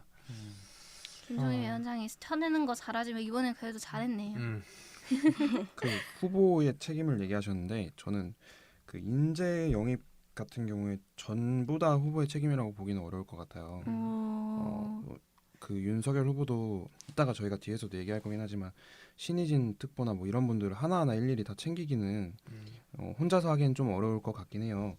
근데 문제는 이분은 공동선대위원장이었다는 말이죠. 네. 뭐 직에 뭐 높고 낮음은 없다고 할 수 있지만 선대위에서 공동선대위원장은 정말 중요한 자리인데 그거를 후보가 직접 보지 않았다는 거는 저는 후보에게도 책임이 있다 생각을 합니다. 그리고 추후에 논란이 됐을 때도 아무런 대응을 빠르게 내리지 않았다는 거는 그 리더로서의 역할이 좀 부족하지 않나 아쉬운 마음이 있어요. 맞아요. 사실 리더의 자질은 좀 사람을 잘 쓰고 이런 건데 맞아요. 좀 사람을 잘 못 쓰는. 본인이 사람 잘 쓰겠다고 약속을 했어요. 그러네요. 전두환 정치 시작할 얘기까지 때. 하면서 사람을 잘 써야 된다 이런 얘기했잖아요. 그 뭐 중진 의원이 이런 말씀을 하시더라고요. 국민의힘 중진 의원이 선대위 시작하기 전부터 처음에 정치 시작할 때 자기가 사람 잘 쓰겠다고 인재 고루 등용하고 뭐 여야 떠나지 않고 다 자기가 대통령이 되면 잘하겠다고 해놓고 선대위 구성부터 이렇게 인재 영입이나 이런 걸 두고 벌써 문제가 있으면 그게 능력 있는 사람이냐고 아 말을 그러게요. 하더라고요. 나중에 행정부는 어떻게 꾸릴지. 네, 참. 진짜 그래요. 걱정이 돼요. 지금 두 사람 다 그 윤석열이랑 이재명 다 대통령이 되겠다는 사람들이잖아요. 네. 그러면 그냥 선거에 어떻게 이겨야 될지 선거 이기기 위해서 인재 영입을 한다고 생각하지 말고 진짜 대통령이 됐을 때 어떤 인재들을 데려올 건지 그 조건과 기준은 어떻게 돼야 되는지를 좀 진짜 깊게 한번 생각을 했으면 좋겠어요. 저는 그 책임감을 좀 갖고. 노재승 의원 왠지 왠지 NG요? 안 해줘야지. 얘기하세요. 노재승 씨가 자진 사퇴를 결정하는 과정에서 저는 그 선대위의 실무진들 그 위에 권성동 의원이나 뭐 후보나 되게 비겁했다고 생각을 해요. 후보의 결정 자꾸 후보라 그러네요. 그 노재승 씨의 결정에 맡기겠다고 말을 해놓고, 그러니까 그분이 청년이랑 자영업자의 어쨌든 대표잖아요. 그러니까 자기 손으로는 내치기가 쉽지 않았겠죠. 근데 사실 그러한 상황에서 노재승 씨가 할 수 있는 결정이 자진 사퇴가 아니면 뭘까? 진짜 그래서 제가 그 뭐지 한 줄평 할 때 상처 줬다라고 하는 말이 자진 사퇴로 꾸민 거잖아요. 어쨌든 그 전 저- 바로 전까지도 인터뷰에서 맞아. 나는 여기에 대해서 내가 한 말은 내가 가지고 가고 책임을 지기 때문에 이건 나는 자진 사퇴 아니에요. 선대위원장직을 내려놓을 생각이 없다라고 하는데 음. 자진 사퇴 기자회견을 해버렸잖아요. 맞아요. 근데 이걸 누가 믿겠냐고. 음. 우리 눈에도 선명한데 그 압박을 못 이겨서 사퇴를 한다는 게 너무 맞아요. 선명한데. 선이 너무 비겁했죠. 그래서 나는 그 노재승 씨한테 일단 큰 상처가 됐을 것 같고 뭐 일단 본인은 별로 그렇게 타격을 안 입은 걸로 그래요? 네, 심리적 압박이나 이런 게 없다고 하더라고요. 측근대장. 진짜 특이한 성격이다. 음. 내 생각엔 좀 자기가 그 자아가 되게 크신 분 같아요. 과잉가. 과잉자. 그럼 정치하실 아. 수 있겠는데. 그러니까 나중에? 나는 과잉자가 정치인의 특성이라니까. 일단 지난 한 주간 있었던 인재 영입에 대해서도 말씀 한번 나눠봤는데요. 정말 감동 없는 그런 인재 영입이었던 것 같고 앞으로도 인재 영입이 끝나지 않은 것 같아요. 네, 대선 정국이 끝날 때까지 앞으로 우리가 두 눈을 뜨고 지켜봐야 될 것 같습니다. 3부는 이 정도로 마무리하고 4부에서 만나도록 하겠습니다. 안녕. 안녕.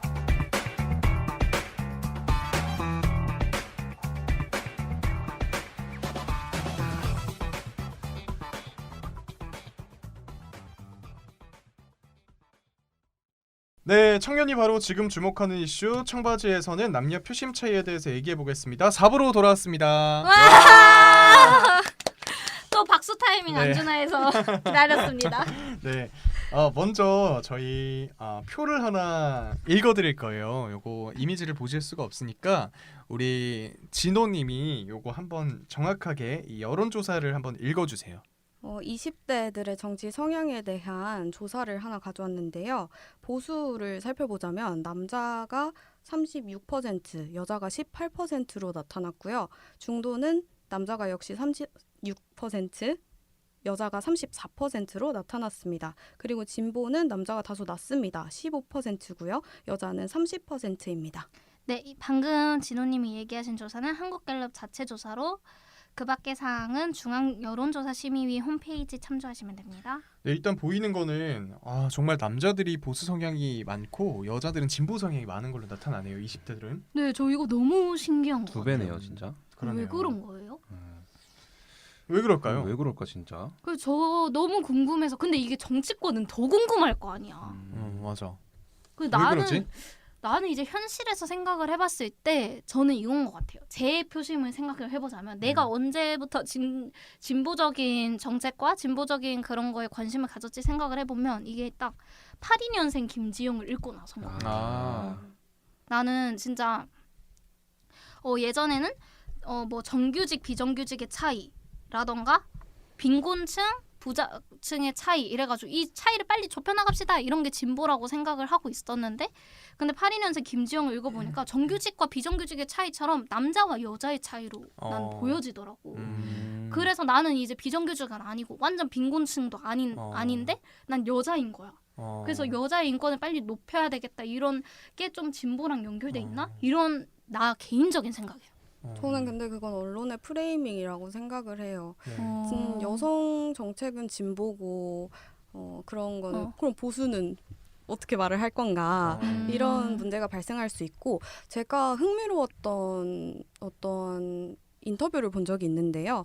이 이대남, 소위 이대남의 보수화라고 논란이 그러니까 얘기가 많이 됐잖아요. 네. 근데 그게 정치적으로 보수화라기보다는 현 상황에 대한 반감이라고 분석을 하더라고요. 정권에 대한 반감. 네, 그게 노무현 정권 때도 20대 남성의 보수화라는 얘기가 나왔었대요. 그러니까 이게 보수로 갔다는 게 아니라 지금 정권이 진보고 지금 현 상황에 대한 비판을 하다 보니까 지금 진보 정권에 대한 반대, 보수 쪽에 서게 됐다. 근데 그게 왜 분석이었어요. 남성한테만 나타나는 거예요? 남성이 조금 더 비판적이라고 볼 수 있는 거예요? 근데 저는 이렇게 생각해요. 진보 정권이 좀 인권에 대한 어떤 감수성이 좀 더 높다고 생각하거든요. 인권이나 어떤 소수자들에 대한 그런 감수성이 좀 더 높다고 생각하는데 그게 20대 남성들에게 좀 거부감을 불러일으키는 측면이 있는 것 같아요. 자기들의 권리를 빼앗긴다고 생각하는 분들도 되게 많더라고요. 그쵸. 20대 남성 중에는. 저 하나 하고 싶은 진보적인 얘기가 정책이요? 있는데 네. 저는 많이 느끼고 있는 부분이 있어요. 뭐냐면 제가 그 친한 남자 무리가 있어요. 그 네. 단톡방이 이렇게 한 8명 이렇게 아. 있는 네. 친구들이 있는데 거기서 저랑 같이 그 박근혜 정부 탄핵 촛불 집회. 때 네, 촛불 네. 집회를 같이 나갔던 게 한 5명 이상이 돼요. 네. 거기서 같이 네. 갔던 네. 친구들이. 근데 지금 선거 얘기를 하면은 그 중에서 이재명을 찍을 거라는 사람이 몇 명 없어요. 그러니까 그 정도로 보수화가 진행이 된 것 같고 그거는 즉 현재 정권에 대한 어떤 반발심이 더 크다는 얘기인 것 같기도 해요. 근데 또 다른 측면으로는 약간 그 아까 말씀드렸던 인권이나 뭐 이런 거에 대한 감수성이 조금 다른 느낌도 드는 게 정의당, 네. 뭐 진보 이런 것들이 약간의 조롱거리가 되는 것 같아요. 남자들 내부에서. 남자들 사이에서 왜냐면 너 약간 왜 진보정 제가 예전에 그 82년생 김지영 에. 얘기를 하셔서 그런데 제가 그거를 너무 감명 깊게 봐가지고 네. 그 인스타 스토리 올린 적이 있었어요. 이렇게 감상평과 함께 네, 네. 올린 적이 있는데 그걸 보고 그 중에 몇 명이 저한테 장난으로 단톡방에서 야 너 82년생 맞냐? 이러는 거예요. 야 너 정의당이냐? 막 이래요 네. 저한테. 그러니까 그게 아. 약간 남자들 사이에서는 너 민화됐구나. 정의당이냐? 이게 일종의 조롱거리처럼 된다는 음. 게 그 예전에 조롱거리 중에 그것도 있었잖아요. 지금 국민의힘으로 바꾸면서 좀 그게 없어졌지만 아, 20대들 사이에서 너 새누리당이냐 이런 거 그쵸, 자한당이냐? 예전에 그랬죠. 너 자한당이냐 이런 맞아, 느낌처럼 그렇게 돼버린 거죠. 그래 정의당이 그렇게 된 게 슬프네. 저는 여기서 봐야 될 게 보수보다 중도를 봐야 된다고 생각해요. 네. 뭐 보수도 물론 늘었겠지만 중도가 많이 늘었을 것 같아요. 왜냐하면은 그 오세훈 서울시장 당선됐을 때 뭐 투표율은 좀 낮았지만 70% 가까이 20대 남성이 오세훈 후보를 찍었다 그런 조사가 나왔잖아요. 네네. 근데 그때 중앙일보에서 쓴 기사 중에 그런 말이 있어요. 20대들은 무너진 공정의 민주당 지지를 철회한 거지 5060처럼 완전히 보수화된 게 아니다.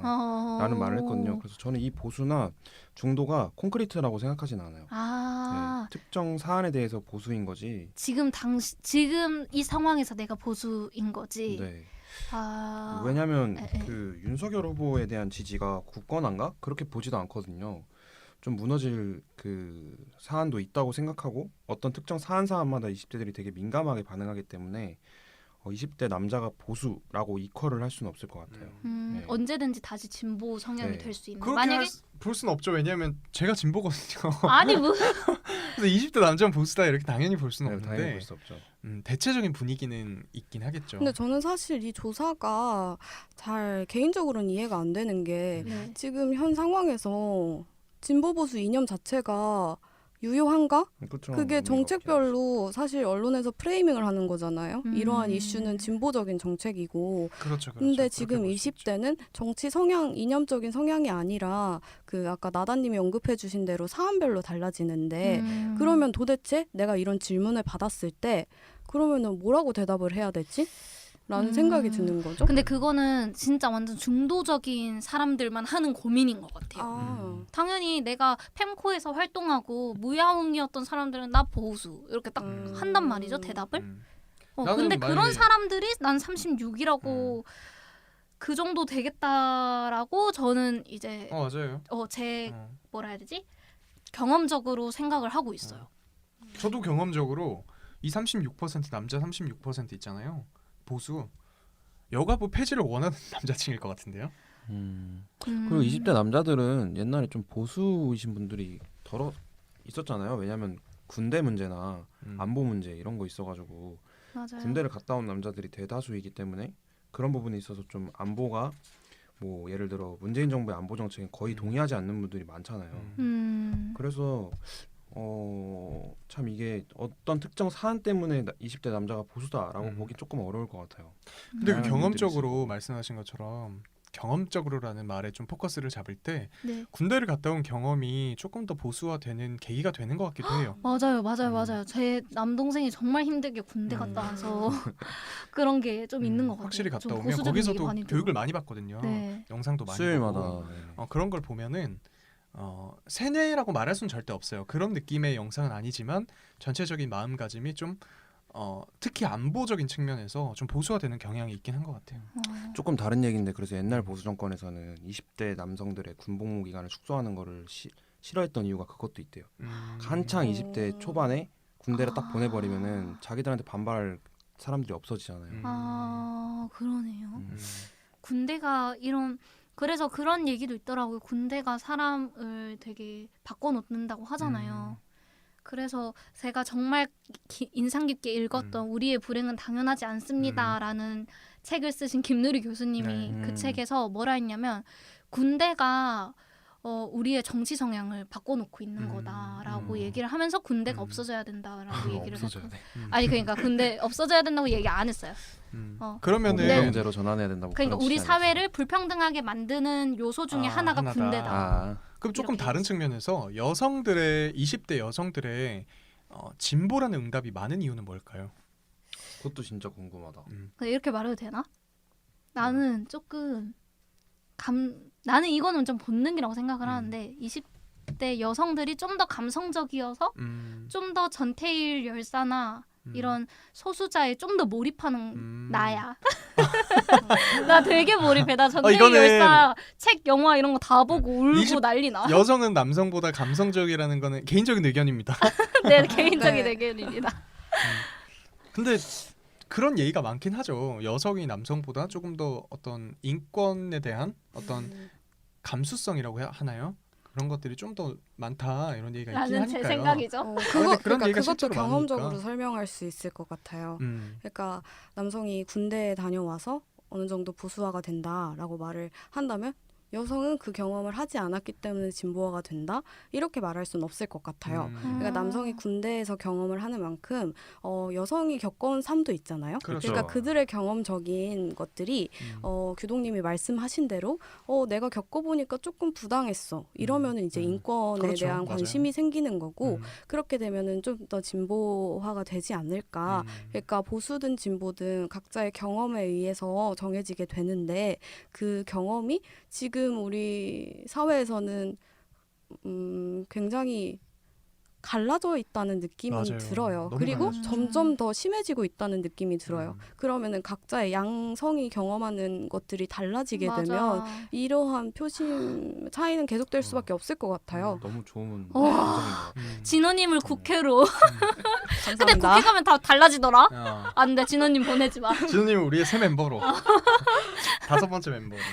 저 한마디 하고 싶은 게 혹시 정치인들이 이 그래프를 보고 20대 남성이 보수라고 해서 이들은 바뀌는 걸 싫어한다라고 생각하지 않았으면 좋겠어요. 네. 맞아. 그러니까 우리라고 일반화하기 조금 어려울 수 있지만 대부분의 20대들은 변화에 예민하기 때문에 그리고 또 젊음을 가지고 있는 분들이기 때문에 어떤 사안에 대해서 빠르게 변화하고 습득하는 걸 좋아하거든요. 그래서 더 예민하게 정책을 바라봤으면 좋겠어요. 맞아요. 그거 좋으신 말씀이에요. 저도 덧붙이고 싶은 게 저는 언론에 대해서 얘기를 하고 싶은데요. 사실 언론이 청년의 의견이라고 보도하는 것들이 진짜 보통의 청년의 의견인가? 저는 의문이 들거든요. 맞아요. 사실 청년 그들이 대학생 가져오는 건 팸코 뭐 약간 커뮤니티에서 가져오는 거잖아요. 근데 왜냐면 일부러 그런 진짜 사람들이 정치에 관심이 많아. 일반 청년들은 정치에 목소리를 내지 않고 고관여층이라고 볼 수 있겠죠. 과대 표지. 표집이 되었다라는 생각을 맞아요. 해요. 그래서 청년 락어를 들어야 된다. 보통 청년들의 얘기를 듣고 그러니까 우리가 서로 적대감 없이 복도의 청년들이 모여서 얘기를 나눌 수 있는 장이 많아졌으면 좋겠어요. 근데 언론이 그걸 지금 제대로 하고 있나라고 생각했을 때는 맞아요. 비판적으로 볼 수밖에 없을 것 같아요. 오히려 언론이 청년의 생각을 프레이밍하고 있는 것 같다는 생각도 많이 들어요. 맞아요. 그들의 그런- 편의를 위한 거 아닐까요? 그런 측면에서 또 꼭 나눠봐야 되는 예의가 있어요. 뭔데요? 바로 엠번방 방지법입니다. 엠방왕 엠번방 네. 방지법 정말 이슈가 되고 있는데 네. 요거 간단히 설명해드리면 법적으로 개정이 돼가지고 컨텐츠에 대해서 사전에 네.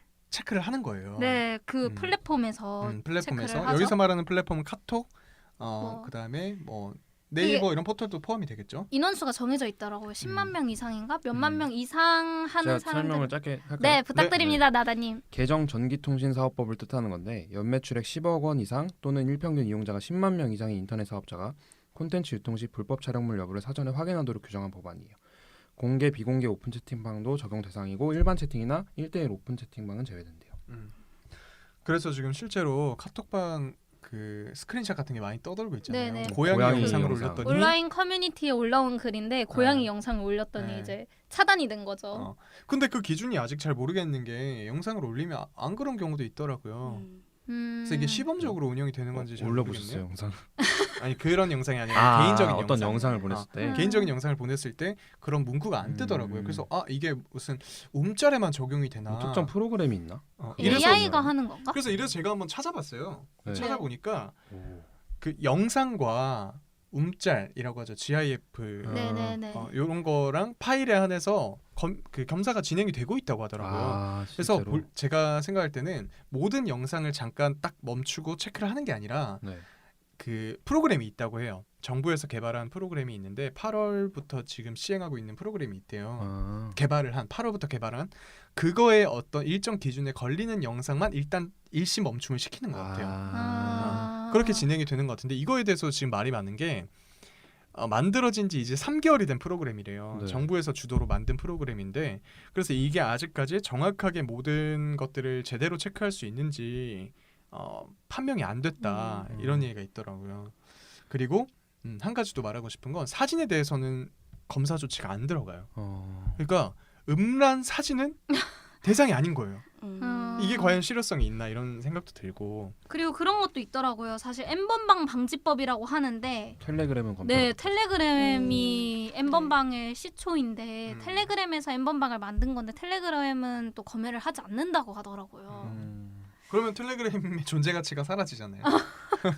그쵸? 텔레그램이 사실 비밀 보안을 그러니까요. 목적으로 사람들이 많이 쓰는 건데 그걸 누가 볼 수 있다? 하면 안 쓰겠지 아마. N번방 방지법에 대한 어떤 조치인지는 다 얘기를 나눴고 한 명씩 이게 제대로 된 정책인지 한번 얘기를 해볼까요?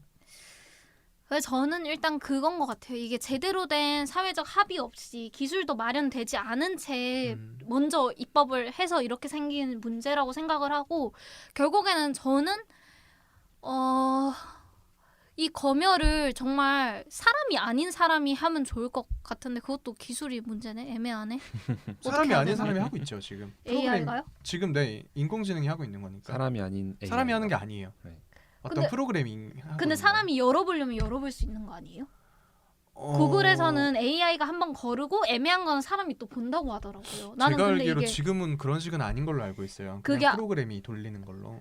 아 근데 그거에 대해서 사람들이 의구심이 있는 거죠. 정말 이게 모니터링이 할 수 없는 거냐? 네네네. 진짜 볼 수 없는 거 맞아? 이런 의구심이 나와서 반발이 좀 있는 것 같아요.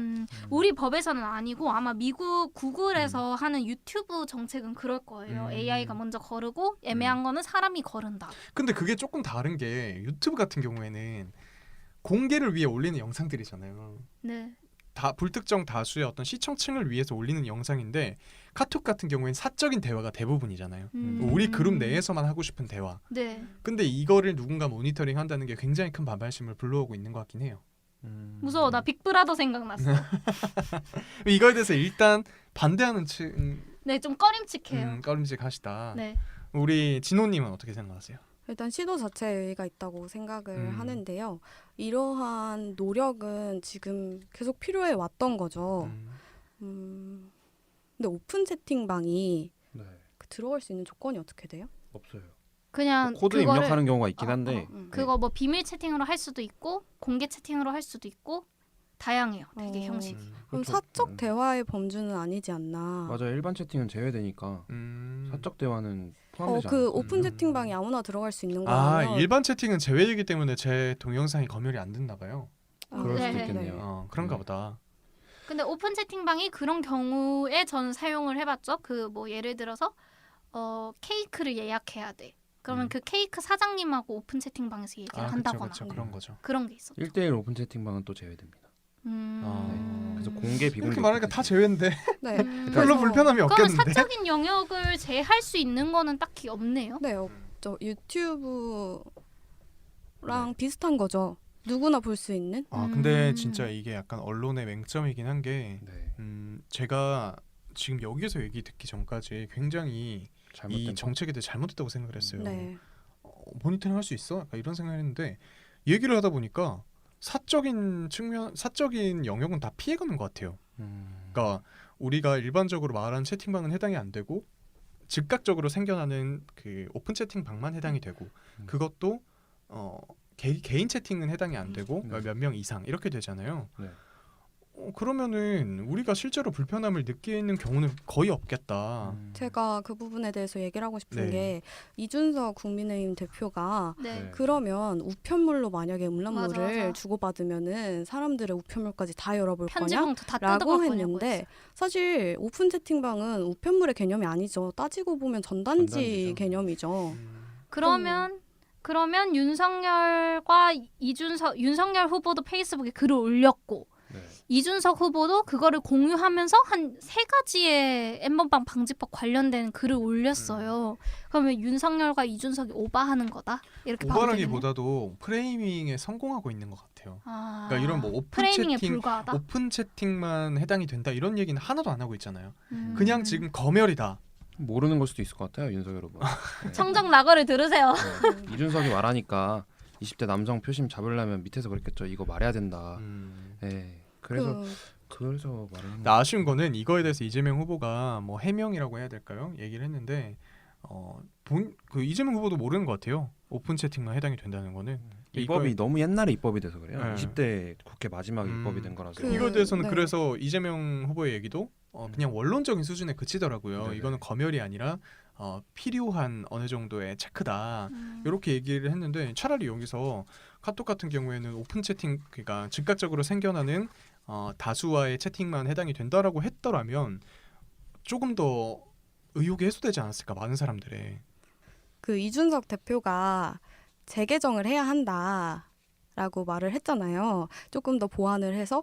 근데 지금까지 시간이 많았고 그걸 해놔서 지금 내놨어야 하지 않나. 근데 그걸 지금 이게 안 되는 반대 이유로 든다는 게 조금 아쉬웠습니다. 그 여야 합의 결과예요. 이거는 음. 어쨌든 간에 당시에 여야가 합의해서 나온 방지법이기 때문에 합의된 건데. 네, 뭐라고 할 지금 이제 겨를이 와서? 없어요. 그리고 댓글들이나 반응들도 보면은 여야 합의된 건데 뭘 이제 와서 이러냐 다 이런 분위기여서 뭐 제가 본 게 좀 특정 부분일 수 있긴 하지만 저는 윤석열 후보도 제대로 된 입장을 다시 내놔야 하지 않나 생각해요. 네, 그 20대 여성의 어떤 좀 감성이랄까요? 그런 네. 거를 많이 땡겨갈 수 있었던 N번방 방지법이라고 표현할 수도 있을 것 같아요. 지금의 프레이밍으로 표현하자면 100%라고 할 수는 없지만 100%는 아니지만 100%는 아니지만. 그렇다면 이번에는 어떤 남성의 표심에 좀 영향을 줄 수 있는 이슈도 다뤄볼 건데요. 바로 국민의힘 신의진, 손인춘 영입입니다. 이 두 사람에 대해서 우리 나다님이 좀 얘기를 해주실까요? 어떤 사람들인지. 사실 저도 잘 몰랐고 대부분의 분들이 잘 모르셨을 거예요. 왜냐하면 신희진이나 손인춘 전 의원 같은 경우에는 특보로 임명된 분들이라서 네. 언론의 주목을 받는 분들이 아니셨어요. 근데 이제 신희진 전 의원 같은 경우에 예전에 그 조두순 사건이었죠. 그때 네. 주치 피해 아동의 주치를 했던 분인데 뭐 이분이 당시 의원으로 활동하면서 게임 관련된 법 뭐 이런 걸 만들었을 때 게임을 거의 마약이나 도박 취급을 했어요. 그 손인춘 전 의원도 마찬가지로 그런 식으로 법안을 담았어서 굉장히 논란이 게임 커뮤니티 이런 데서 확산이 되고 있거든요. 네. 근데 그 게임 커뮤니티에는 20대 남성이 좀 많잖아요. 네. 실제 그런 통계도 있고 그래서 20대 남성들 사이에서 윤석열 후보가 지금 신희진, 손인춘을 철회해야 되는 거 아니냐 이런 비판들이 나오고 있었어요. 근데 윤석열 후보한테 이걸 물었을 때 윤석열 후보는 잘 모르는 듯한 일단 뉘앙스로 대답을 했고 제가 그 설명을 하니까 큰 직책도 아니고 특보인데 다양한 분이 특보로서 그런 일을 할 수 있지 않겠냐. 국민에게 보여주는 상징적인 자리는 아니다. 뭐 이런 식으로 좀 별로 개의치 않아 하는 뉘앙스를 펼쳤습니다. 인재 영입이 그렇게 데이고서 나 같으면 흠칫할 것 같은데 또 아무렇지 흠칫하긴 않아. 했어요.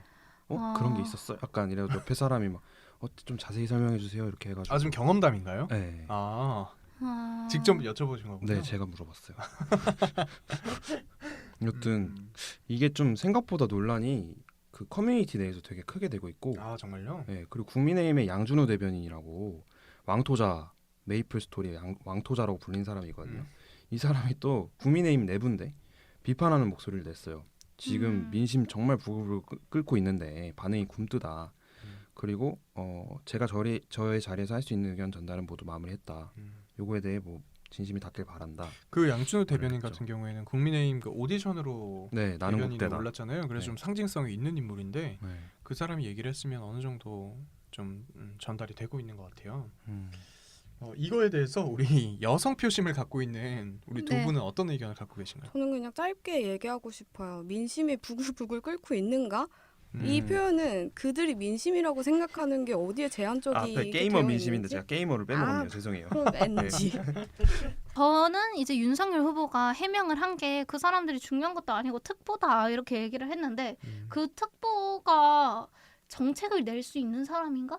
라는 생각이 들면 이건 진짜 중요하다. 왜냐하면 그런 생각을 가진 사람들이 낸 정책이라면 어쨌든 우리 생활에 영향을 줄 테니까. 근데 그 특보가 윤석열 후보가 중요한 자리다 아니다라고 얘기를 했으면 그냥 선거운동 도와주는 사람인가 싶으면은 뭐 상관없을 것 같아요. 특보가 어떤 자리인가요? 근데 그렇게 뭐 특보가 중요한가요? 라고 말할 정도면 그 특보에 왜 이렇게 상징성 있는 인물을 데려오는 거예요? 그러게요. 그냥 정책을 담당할 어떤 관료형 인물들을 데려오면 되지. 그러니까 근데 음. 그렇게 생각하면은 어쨌든 무슨 역할을 할 것 같은데 이런 생각을 가지고 있는 사람이 그렇다 하면은 저는 겜돌이는 아니고 겜순이로서 조금 무서운 생각이 드네요. 그 이게 뭐 큰 이슈가 되기는 어렵겠죠. 언론도 잘 관심이 없어하고 네. 이 이슈에 대해서 모르시는 분들도 많기 때문에. 근데 저는 20대 젊은 층한테는 조금 영향이 있을 수 있다 생각을 해요. 네. 물론 신전 의원이나 손 전 의원이 과거에 했던 법안이고 지금은 어떻게 생각하실지 모르겠는데 이거에 대해서 좀 설명이 필요하지 않나. 그런 부분이 조금 아쉬운 것 같아요. 아 그리고 이게 이재명 후보의 행보하고도 엄청 대비되는 것 같아요. 맞아요. 이재명 후보는 e스포츠 선수단을 만들겠다고 얘기를 했고 그리고 게이머들하고도 계속 이렇게 소통을 이어가고 되게 e스포츠에 대한 뭔가 되게 좋은 정책들을 내는 메시지를 주고 있는데 이게 딱 대비되는 그거라서 좀 더 아마 나는 왜 이렇게 윤석열 후보가 간절해 보이지 않지? 2030 표심에? 1등이라 그래요. 1등이라서. 그런 면이 있을 그런 수 느낌이 있겠죠. 들어요. 그리고 이준석 대표랑 길거리 요새 다니면서 뽕이 찼거든요. 아. 왜냐면 막 사람이 몰려 있으니까. 정치뽕. 네. 근데 사실 이렇게 밖에서 이렇게 크게 보면은 별로 그렇게 많지 않거든요. 그러니까 많고 줄도 길었는데 막 뭐라 옛날에 김대중, 김영삼 그때처럼 많지 않았는데 뭘 그렇게 자만하실까. 좀 더 세심했으면 좋겠다. 이런 사소한 부분까지도. 그리고 저는 조금 기분 나빠요. 네. 청년 이슈가 게임뿐인가? 라는 생각이 들어요. 아. 물론 청년이 즐겁게 살기 위해서 게임을 즐길 수 있죠. 이재명 후보한테? 그런데 네? 이재명 후보한테? 아니 윤석열 후보나 네네. 이 정치권에 정책, 그러니까 게임을 청년 이슈라고 너무 부각시키는 것이 청년이 게임만 해서 먹고 살지는 않잖아요. 청년에게도 먹고 사는 문제가 있는데 청년 이슈라고 하면 뭐 게임 이런 걸로 먼저 다가가야겠다라는 생각을 하는 게 저는 좀 맞아. 청년으로서 기분이 나쁩니다. 오히려 청년들이 너무 게임하는 맞아. 애들 이렇게 가둬두는 걸 수도 얇게 있으니까. 보는 거죠. 게임 안 하는 청년이 더 많죠, 근데. 그렇죠, 그렇죠. 비율로 한- 따지면. 어떻게 보면 매니아층이라고 볼 수도 있는 거죠. 한 번은 한 사람은 다 있겠지만 안 하는 사람이 주기적으로 하는 사람은 음. 없을 거야. 저는 이런 뭐랄까 작은 부분이라고 그냥 넘어가지 않았으면 좋겠어요. 윤석열 후보가 세세하게 더 세밀하게 들여다보고 청년 정책을 봐야 되지 않을까.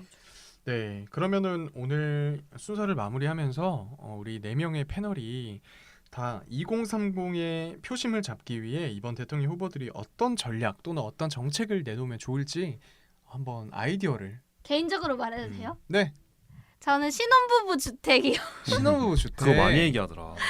아 그래요? 저 네. 말고 또 얘기한 근데 사람 신혼부부 있어요? 주택 지금 없어요? 집 없어서 결혼 안 한다 다 이러잖아.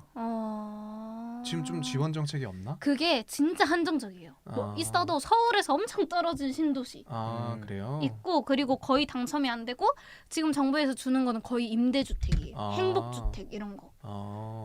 아, 근데 그래서 나는 임대주택 이재명 후보도 임대주택 얘기를 많이 하거든요. 그래서 조금 불안해요. 결국에는 일단 집을 미리 사놨던 사람들만 다 집을 갖고 있는 거고 너네는 우리가 내준 싼 임대주택에 살아라 이러는 것 같아가지고 집을 가지게 하는 정책이 아니라 네네. 임대해주는 정책에 문제가 있는 것 같다. 네 맞습니다. 저도 의견 하나 내볼게요. 저는 보통의 청년 1인 가구를 위한 정책이 있었으면 좋겠어요. 예를 들어 지금 정책들을 제가 좀 혜택을 받고 싶어서 이것저것 들어가 보면 특히 주거 정책에 있어서 조건이 너무 많아요. 예를 들어서 청년이면 월소득 얼마 이하의 청년, 맞아. 그리고 취업이 아직 되지 않은 취업 준비생, 맞아. 뭐 이런 식으로 끊기 때문에 그러면은 얼마 이상의 돈을 벌고 있고 직장을 갖고 있지만 결혼은 하지 않은 보통의 청년들이 맞아. 받을 수 있는 기회가 별로 없는 거예요. 그래서 이거에 있어서 특히나 이재명 후보 같은 경우는 보편적 복지를 많이 지금 얘기를 하고 있는데 네. 물론 재정적인 한계는 있겠지만 여러 가지 방안이나 이런 걸 많이 생각을 해서 보통의 사람들도 좀 혜택을 받을 수 있는 것들이 있었으면 좋겠다. 규동님도 저도 어쨌든 집 문제를 그쵸. 주거 문제를 해결해 맞아요. 달라고. 저 주거가 진짜 힘들거든요. 왜 이런 생각이 열악하거든요. 드냐면 아까 뭐 우리 한이님이 뭐 그 신혼부부에 대한 정책을 네. 원했잖아요. 근데 네. 저는 그런 생각이 드는 거예요. 당연히 좋죠. 좋은 정책인데 내가 언제 결혼할지 나도 몰라요. 그럼 내가 언제 혜택을 맞아, 받게 맞아, 될지 나도 맞아. 몰라. 그런 입장에서 그냥 내가 지금 당장 어디에 어떤 범주에 굳이 소속이 안 되더라도 네. 기회를 좀 받을 수 있는 사회였으면 좋겠다 이런 생각이 요즘 드는 거죠. 비용도 많은 마당에. 그러니까 비용도 정말 많으니까. 저는 네. 나다님이 저는 나다님이 나다. 원하는 네. 정책은?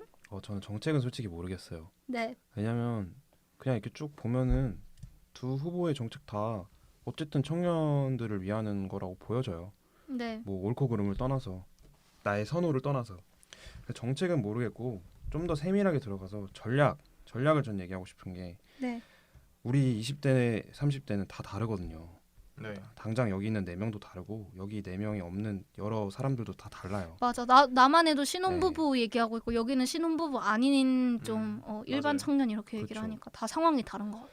근데 여기서 정치권에서 바라보는 그 청년은 뭐 집만 바라는 청년으로 보고 뭐 특정 청년만 되게 얘기하는 것 같아요. 어떤 후보는 여성만 얘기하기도 하고 어떤 후보는 뭐 남성만 얘기하기도 하고. 전 그래서 이게 문제가 뭐냐면 자기 옆에서 말하는 것만 듣기 때문에 그런 것 같아요. 그 윤석열 후보의 잘하는 점 중에 하나라면 맨날 청년 만나거든요. 맨날 청년 만나. 물론 뭐 좀 이렇게 뭐랄까 섭외된 청년이긴 하지만 네. 맨날 청년 만나서 맨날 들어요. 근데 저는 이런 공개 행보도 중요하지만 비공개로 진짜 길거리 나가서 청년 붙잡고 얘기했으면 좋겠어요. 대선 후보가 뭐 좀 현실적으로 어렵다면 공식적인 자리에 만들어서라도 대화를 많이 매일매일 했으면 좋겠어요. 그래서 거기에 맞는 세밀한 정책들 하나하나 이렇게 꼬집었으면 좋겠어요. 진호님. 저는 전략을 제시한다기보단 부탁하고 싶은 건 이재명 후보, 윤석열 후보 둘 다 여성가족부의 명칭을 바꾸겠다고 했거든요. 네. 양성평등부라고. 네. 그래서 저는 남성 여성 프레이밍을 그만했으면 좋겠다라고 생각을 해요. 양쪽에서 어쨌든 여성들의 표심을 챙긴다고 여성 정책이라고 제시하는 게 뭐 육아휴직 확대, 뭐 돌봄 지원 등등인데 사실 그거 여성 정책 아니거든요. 양성평등 정책이죠. 육아는 네. 남자의 일이기도 하고 여자의 일이기도 하고 그러니까 정치권에서 그걸 그렇게 호명함으로써 오히려 더 프레이밍이 되는 게 아닌가 쓸데없는 논란을 불러일으키고 그래서 여성가족부의 명칭을 그렇게 양성평등으로 간다면 자기들의 인식도 그렇게 가졌으면 좋겠다 그런 생각을 합니다. 그러네요. 맞습니다. 여성 정책, 손절살인이었네. 양성평등 정책. 저는 마지막으로 하나 또 덧붙이고 싶은 얘기가 있는데 양성평등부라고 아주 야심차게 양쪽 진영의 후보들이 내놓은 이름이잖아요. 이재명 후보는 그래 성평등 가족부라고 했어요. 저는 양성평등도 틀린 이름인 것 같아요. 그렇죠. 왜냐하면 성은 양이 아니죠. 성은 남성 여성밖에 있는 게 아니다라고 요즘엔 얘기한 추세잖아요. 왜냐하면 더 많은 사람들이 생겨나고 있고 뭐 트랜스젠더도 있고 성소수자들도 있고 그다음에 나는 무성이다라고 말하는 사람도 있다고 해요. 나는 남성도 여성도 국민의힘은 아니다. 양성이라 그런다. 그래서 물론 그게 민주당도 그런 그럴 수 이념을 있겠죠. 갖고 있는 거겠죠. 음. 보수 쪽에서 양성을 추구하는 그런 게 있겠지만 차라리 뭐 성평등부나 혹은 인권평등부나 이런 식으로 가는 게 낫지 않을까.